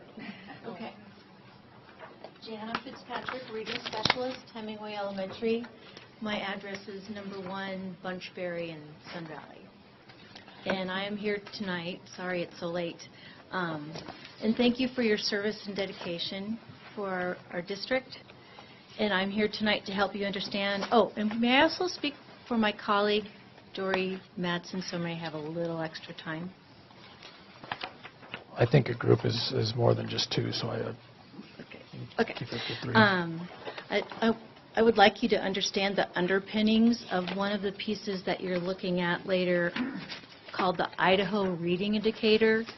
It's under policy number 604.10, one of the statewide assessments used by our district. This assessment is a 1-minute time test in a structured and secure environment given to kindergartners through 3rd grade. Its purpose is to give a quick measure of how our students are independently reading with print from letter names and letter sounds to grade level passages for fluency. Children are given this test one at a time with a reading specialist. This state assessment is deficient in many ways. It is in English. There is no word per minute of a handicap or adjustment given to our English language learners. It is not student-friendly. If you see the copies before you, the tester is not allowed to give any information about the passage the student's about to read that might be helpful. It's read absolutely cold. The amount to be read is misleading. Some children fall to pieces when they think they are to read the entire passage in 1 minute. The size of the font, it's kind of hard to tell with the copies I gave you, but the size of the font is actually even smaller for the student than it is for the teacher. And a huge blunder is experienced at the 1st grade level. The fall IRI is letter sounds. And then in the spring, the assessment has a long passage with no illustration. It's foreign of her capabilities. I'm not in opposition to that in any way. My concern is about the process in which you're taking this very important task of extending a contract, basically. I also really want to make it extremely clear. My name is Penny Thayer, and I'm representing Penny Thayer. I'm not a member of a group. I'm not. Please don't misconstrue my alliances here. Okay, this is coming from me. Hiring and evaluating a contract extension for superintendent is one of the most important responsibilities of a school board. As a person who comes to probably far too many board meetings, I'm aware of what was stated in the May 12th board meeting, when Chairman Benyon stated that you were going to table this discussion until January 2016. So in my mind, that was my expectation. It was voted on and unanimously passed. So I thought, okay, they're going to move forward with an evaluation, and I was waiting for that process to see, and certainly not waiting to say, oh, let's go through a whole other process of finding a superintendent. I really held the expectation that that was what was going to happen, so I was a little shocked at what happened in November. Moving forward, I urged the board to do a complete evaluation, to include teachers, staff, other members of the community as you see fit. I'm not saying you have to poll the entire community, and certainly you don't need to do a poll on the Mountain Express, because whatever. I just want you to get some authentic feedback. The method of gathering this feedback has to be confidential. People are concerned about their jobs when they're talking about their main supervisor.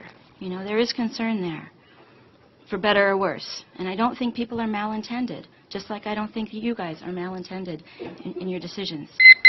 But they need to be heard. Please perform a process of evaluation and then proceed with the extension of her contract. Thank you for your comments. Thank you.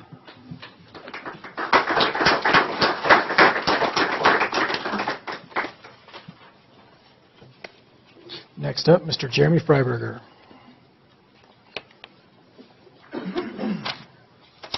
Are you representing yourself or the coalition? I'm Jeremy Freiberger, 603 Wood River Drive, and I am representing the Coalition for Blaine County School District Financial Accountability. I'm addressing comments raised during tonight's meeting. In representative government, the circus of politics is always close at hand. For instance, we've heard tonight lots of flowery recommendations in support of Dr. Holmes. Most of these have come from administrators and from a handful of staff, all people who answer to Dr. Holmes with their jobs. This process, however, is not a popularity contest. And although it can be difficult to tell the difference between a political popularity contest and actual governance, there is separation by three components: Idaho open meeting law, ethics, and public trust. Popularity comes and goes. Administrators come and go. Trustees come and go. Laws are constant. Ethics are constant. And the respect for the basic public trust forms the basis of democracy.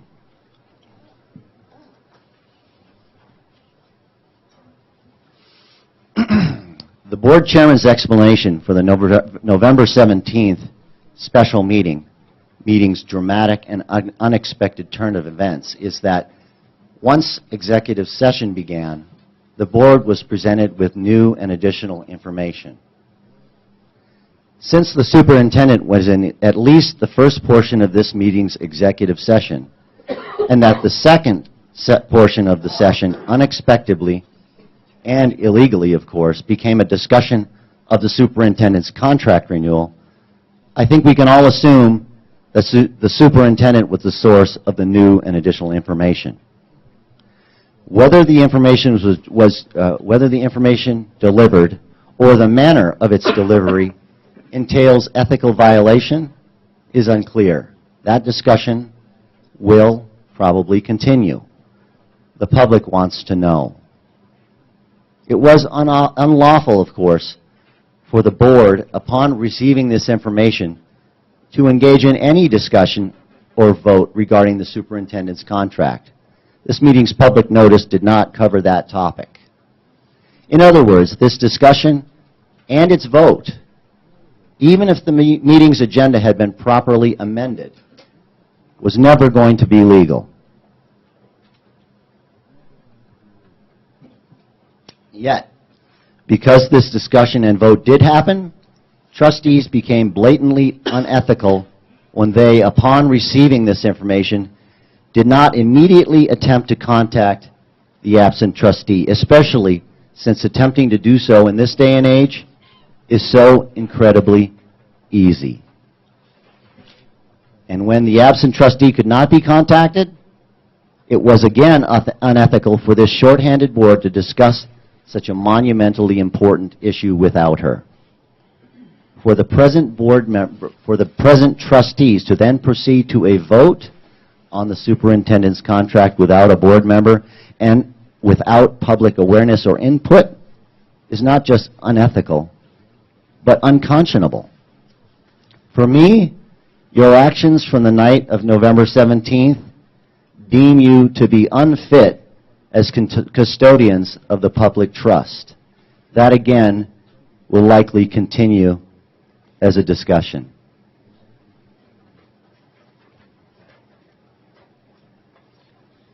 At the November 17th special board meeting, the district superintendent's evaluation was discussed, as noted by Chairman Bennion. And it's on the agenda again tonight for the executive session.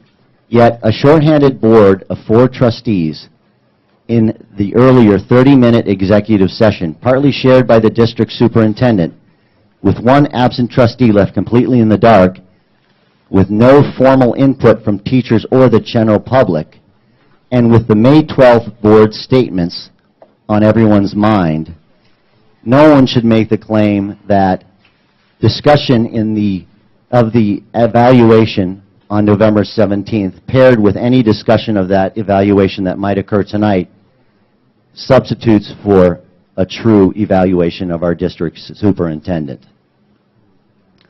Your policy decisions will never please everyone, and you will always be judged on your policy decisions. But if you properly follow the process, especially the process that you lay out in public discussion, you cannot be judged on the process.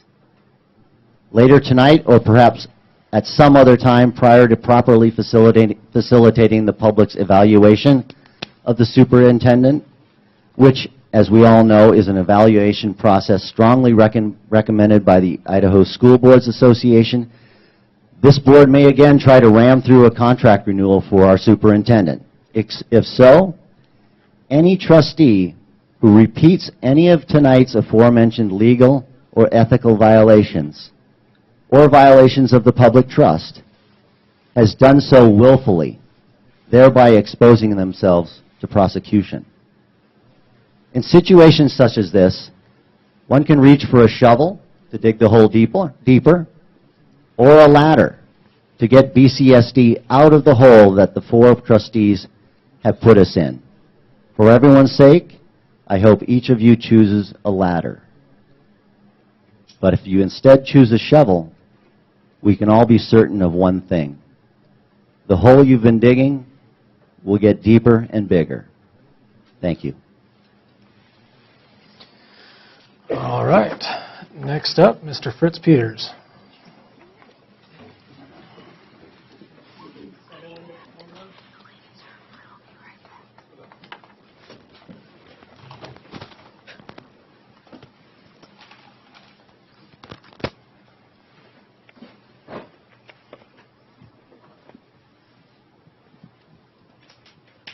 Thank you, board members, for this opportunity to speak to you. It has been said many, many times that Gwen Carroll is here with a range of abilities, and I concur with so many things that have been said. First off, I can say that she's been more visible in my classrooms and my school than any superintendent I've ever worked with in over 30 years of education. Financially, if you go to the district office, you'll see the impact of her decisions and her very clear understanding of perceptions and how to deal with those. In terms of data and education, she is making more of an impact on a daily basis in terms of us looking much deeper than ever before at the ability of all of our students and how how well they'll do in our future and how we must progress and close our achievement gap.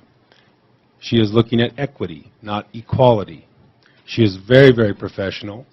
Her formation of the Teachers Advisory Council is a huge step in the right direction, and she's also starting to get pretty darn funny. Paul Zimmerman talked about being inspired and how people will remember you if you inspire them. Lyman Drake talked about the cost of your actions. I wonder if Idaho is really laughing right now.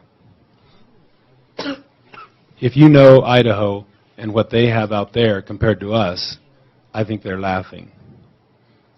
With our stabilization, we're handed so much based on our property values. Yet here we are, mired in the muck. And you want to talk about politics? It's at the worst right now. What is the true priority in this district? You have financial decisions that you should be working on right now that are leaving many, many people in a very uncertain state. Where is that $3 million going to come from? How are we going to close that gap? Gwen Carroll has made an amazing amount of progress towards including the community in those decisions. I've heard tonight two things that really bother me. Keep everybody happy all the time, and we want the best. I don't want the best anymore. I just want to function and be effective. The stress level on our teachers is higher than it's ever been, and it's partly because of things like this, what we've seen tonight. With clarity and purpose, talent is unleashed and trust is developed. Just working in the Common Core alone, as Marcia Graybo expressed, that alone, that level of change in the teaching practice should be what we're focused on. There's a thing called #being13 that our PTA discussed, and it's about what it's like to be 13 and working with all the social media now. And one of the biggest concerns coming from that is a thing called FOMO, fear of missing out. I fear that in this district we are afraid of missing out on everything, so we try to be good at everything. I think I want to be the best at a few things, and I think we can do that with her leadership. Thank you for your comments.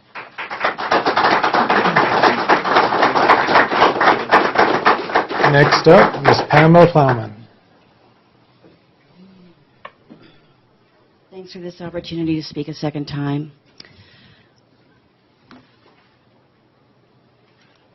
I've heard a lot about the evaluation of the superintendent here tonight, and I think that that belongs in the January that you proposed. The thing to me, I mean, I teach children and I think about things really simply, but for me, saying what you mean and meaning what you say is pretty much the bottom line of integrity.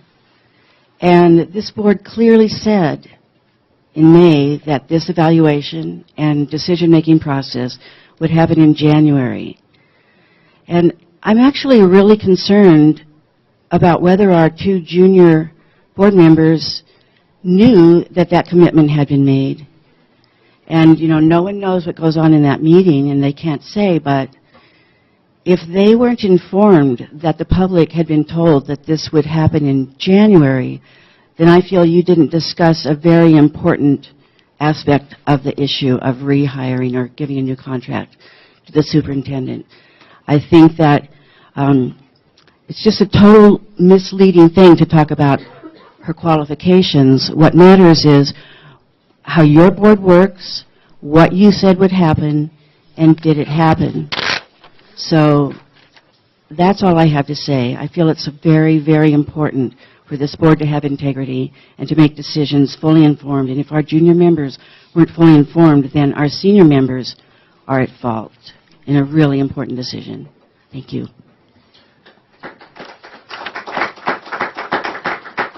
And last up, Mr. Mark Savageau.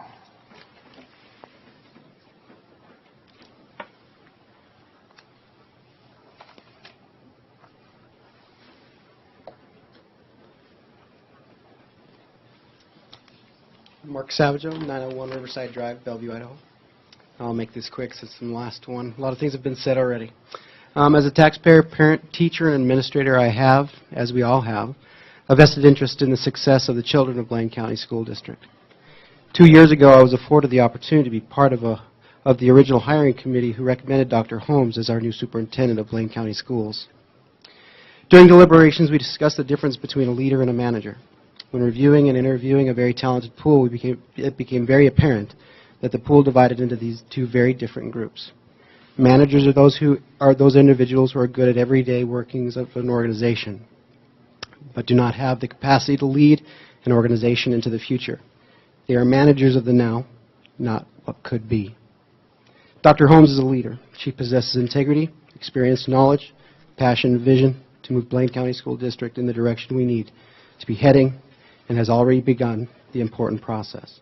Dr. Holmes has begun to address tough issues in our district in an open, professional, and level-headed manner. She has provided a voice and transparency that is far and away greater than any of her predecessors. Dr. Holmes inspires us to think and challenges us to be better. She engages, empowers us in the process, and has dedicated herself to ensure that we educate our children better than anyone else. Thank you.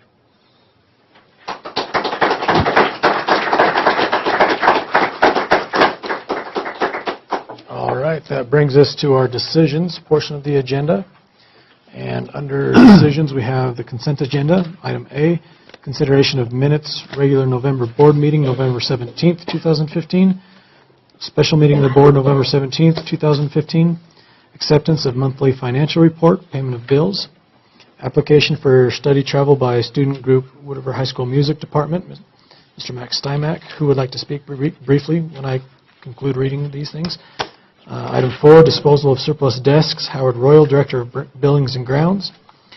Number 5, consideration of alternative graduation plans for 3 Blaine County School District students, and consideration of personnel exiting and entering. And Ms. Kaufman, would you mind reading those? Yes, I will. Under classified staff, exiting, we have Elizabeth Van Avery, ASD paraprofessional at Haley Elementary School. We have a retirement as of 12/18/15 for Rita Sluter. She is a cook at Wood River Middle School. Stephanie Hoff, a paraprofessional at Haley Elementary School. Under certified staff, exiting, there we have a retirement effective 1/29/16 for Al Amato, full-time technology education teacher at Wood River Middle School. And Stephanie Hoff, full-time dual immersion teacher, English 5th grade at Alturas Elementary School. And that's it.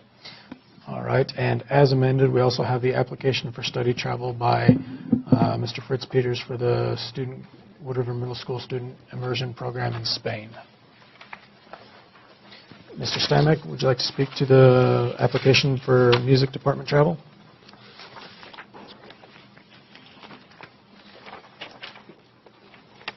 Thanks for seeing me again. Thank you for your time. I realized tonight how much you guys put in. The trip is basically the trip that we've done for many years.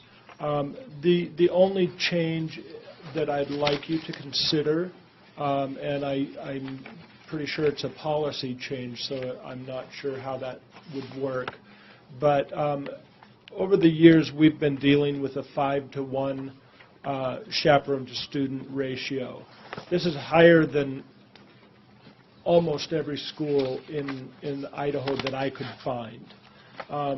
And I hesitate to ask, but the real problem is the financial burden that ratio puts on the students.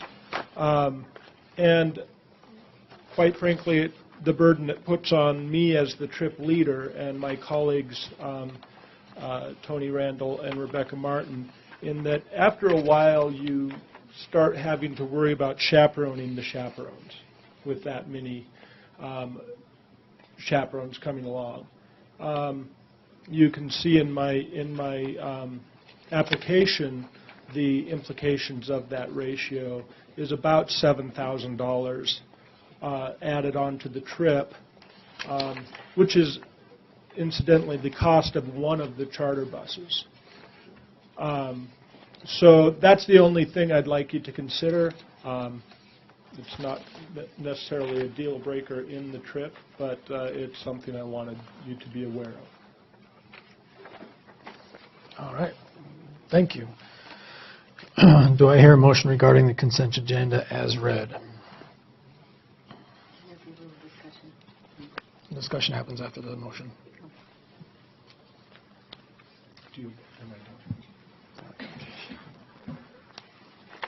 I'll move to accept the consent agenda as read. Second. Discussion, we'll start with Trustee Clayton since he made the motion. I have no discussion on the agenda. Okay, Trustee Corker? I'm just curious, since this is the first time I've ever had to deal with this, so, and I don't know if Adam's here and he knows about it, but what does it mean as a board member to accept the minutes of a meeting that didn't conform to open meeting law? Like, that... Mr. Yeah. King, would you care to step to the microphone? I don't want to get in trouble. Thank you. Mr. Chair, the acceptance of the minutes would simply be acceptance of that's what happened. Whether or not it was correct or incorrect, the minutes are just a reflection of what transpired. So I think if the minutes reflect what transpired, I know that county prosecutor believes there's a violation of the open meeting law. That would be acceptance of the minutes means that this is what happened. Simply that. Okay, one further question. If I wasn't at the meeting, I don't know what transpired. You're free to abstain. Yeah. Okay. Further discussion? All in favor? Aye. Aye. Any opposed? 4-0 with one abstention by Trustee Corker. Okay.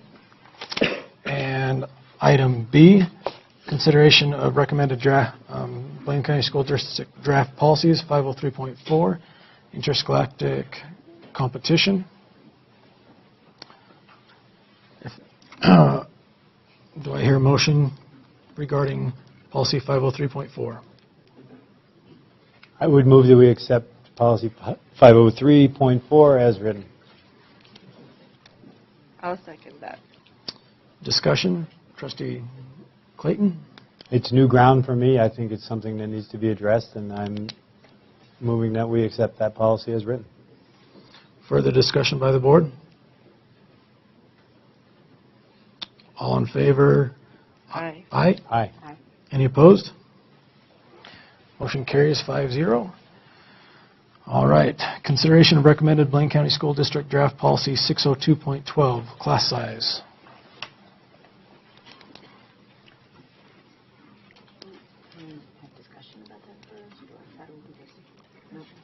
Motion first and then discussion. I make a motion that we table this decision. I don't feel that I understand enough about it. I feel that there's a Okay, lot of... we have a motion. Let's hear a second, and then you'll get your... I would second that.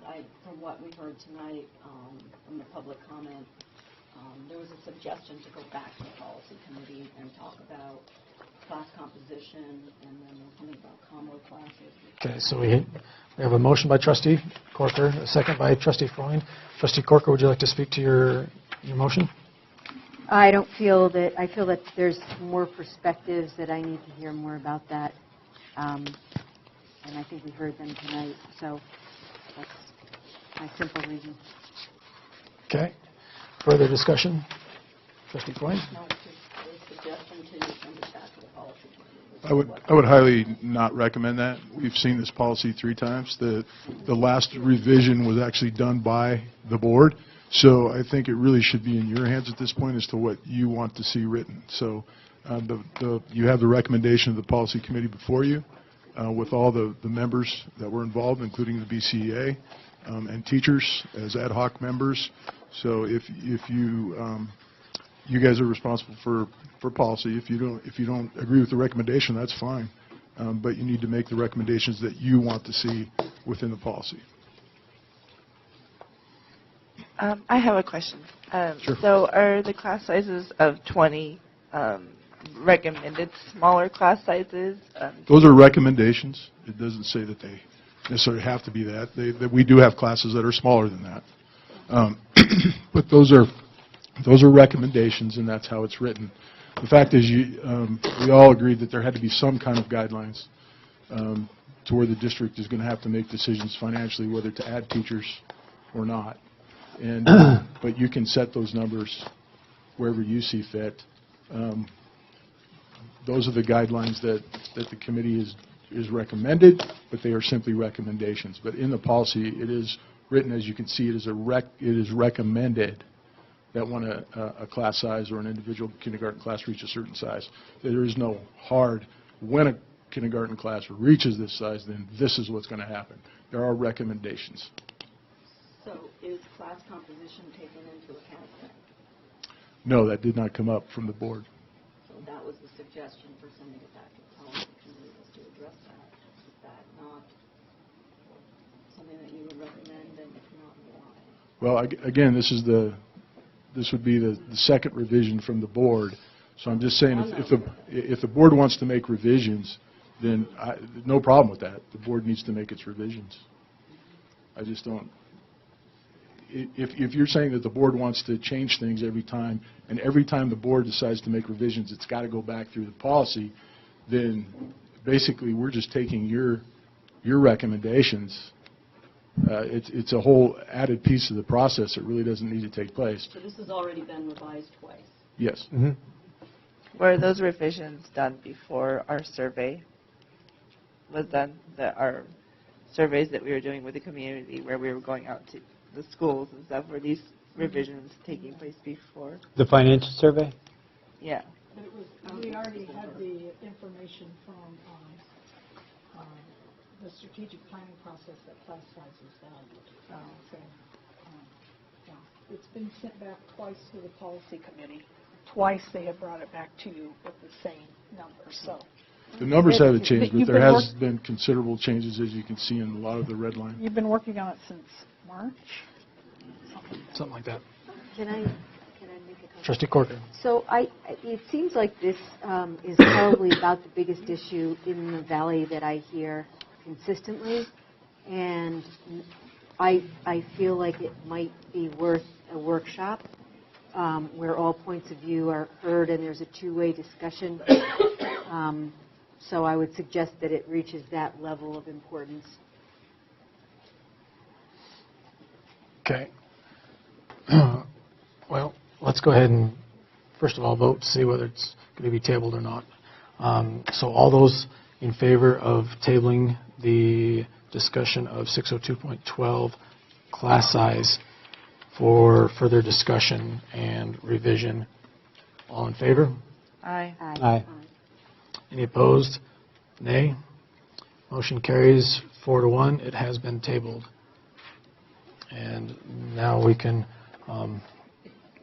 see and schedule and see how we're going to be reviewing that 602.12, whether it's going to be on the January agenda or a work session. And feel free to email the board clerk with your recommendation, and we'll get a plan together. Can I make a further motion to have a workshop? I was going to say to have a work session, I don't think we need a motion, so please feel free to just go ahead and email the board clerk your personal recommendations, and I'll take that into account as I plan an agenda for the meetings. Can I ask that Lori give us a kind reminder that the opinions are needed? Thank you. Thank you. I need to apologize to the board for not being physically and mentally present for the agenda. Under the policy committee recommended policies for you for review this month. I have no legitimate excuse for not being mindfully present here.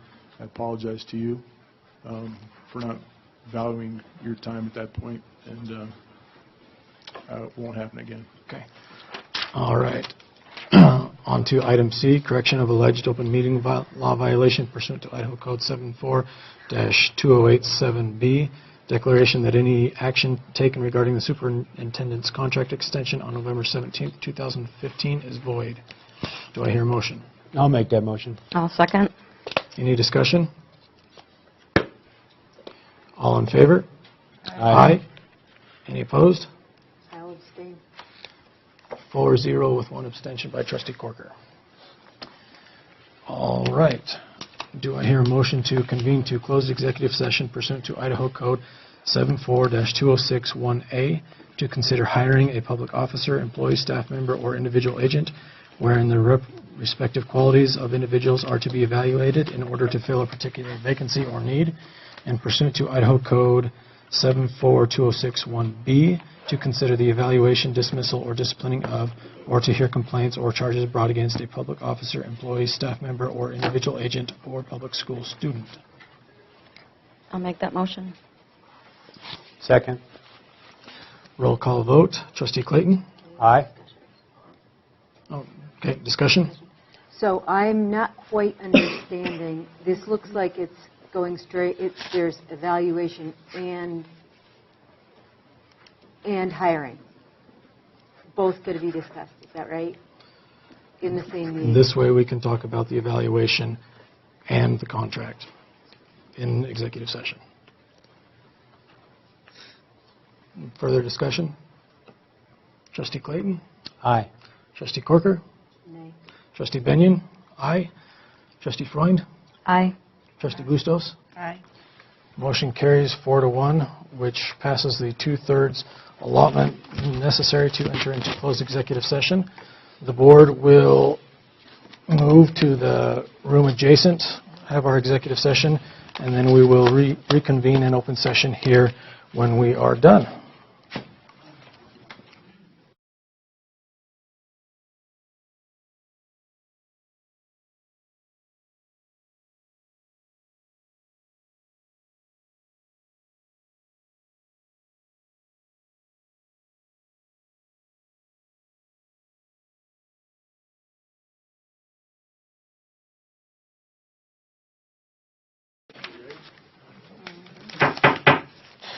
All right, we'll go ahead and reconvene to open session.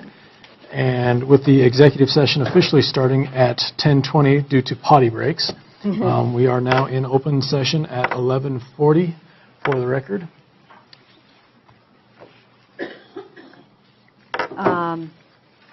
I make a motion for the board to issue a staff survey, and then in parentheses, that was developed in an executive session on November 17th, 2015, in parentheses, to provide feedback to the board about the superintendent, comma, with a continuance of a consideration of the superintendent's contract on January 6th, 2016 at 4:00 p.m. There's a motion. Do I hear a second? I'll second it. Any discussion? Roll call vote. Trustee Clayton? Aye. Trustee Schwartle? Or Aye. Corker, excuse me? Aye. Trustee Bustos? Aye. Trustee Freund? Trustee Benyon? Nay. Motion carries 4-1. Do I hear a motion to adjourn? I move we adjourn. All in favor? Aye. Aye. Aye.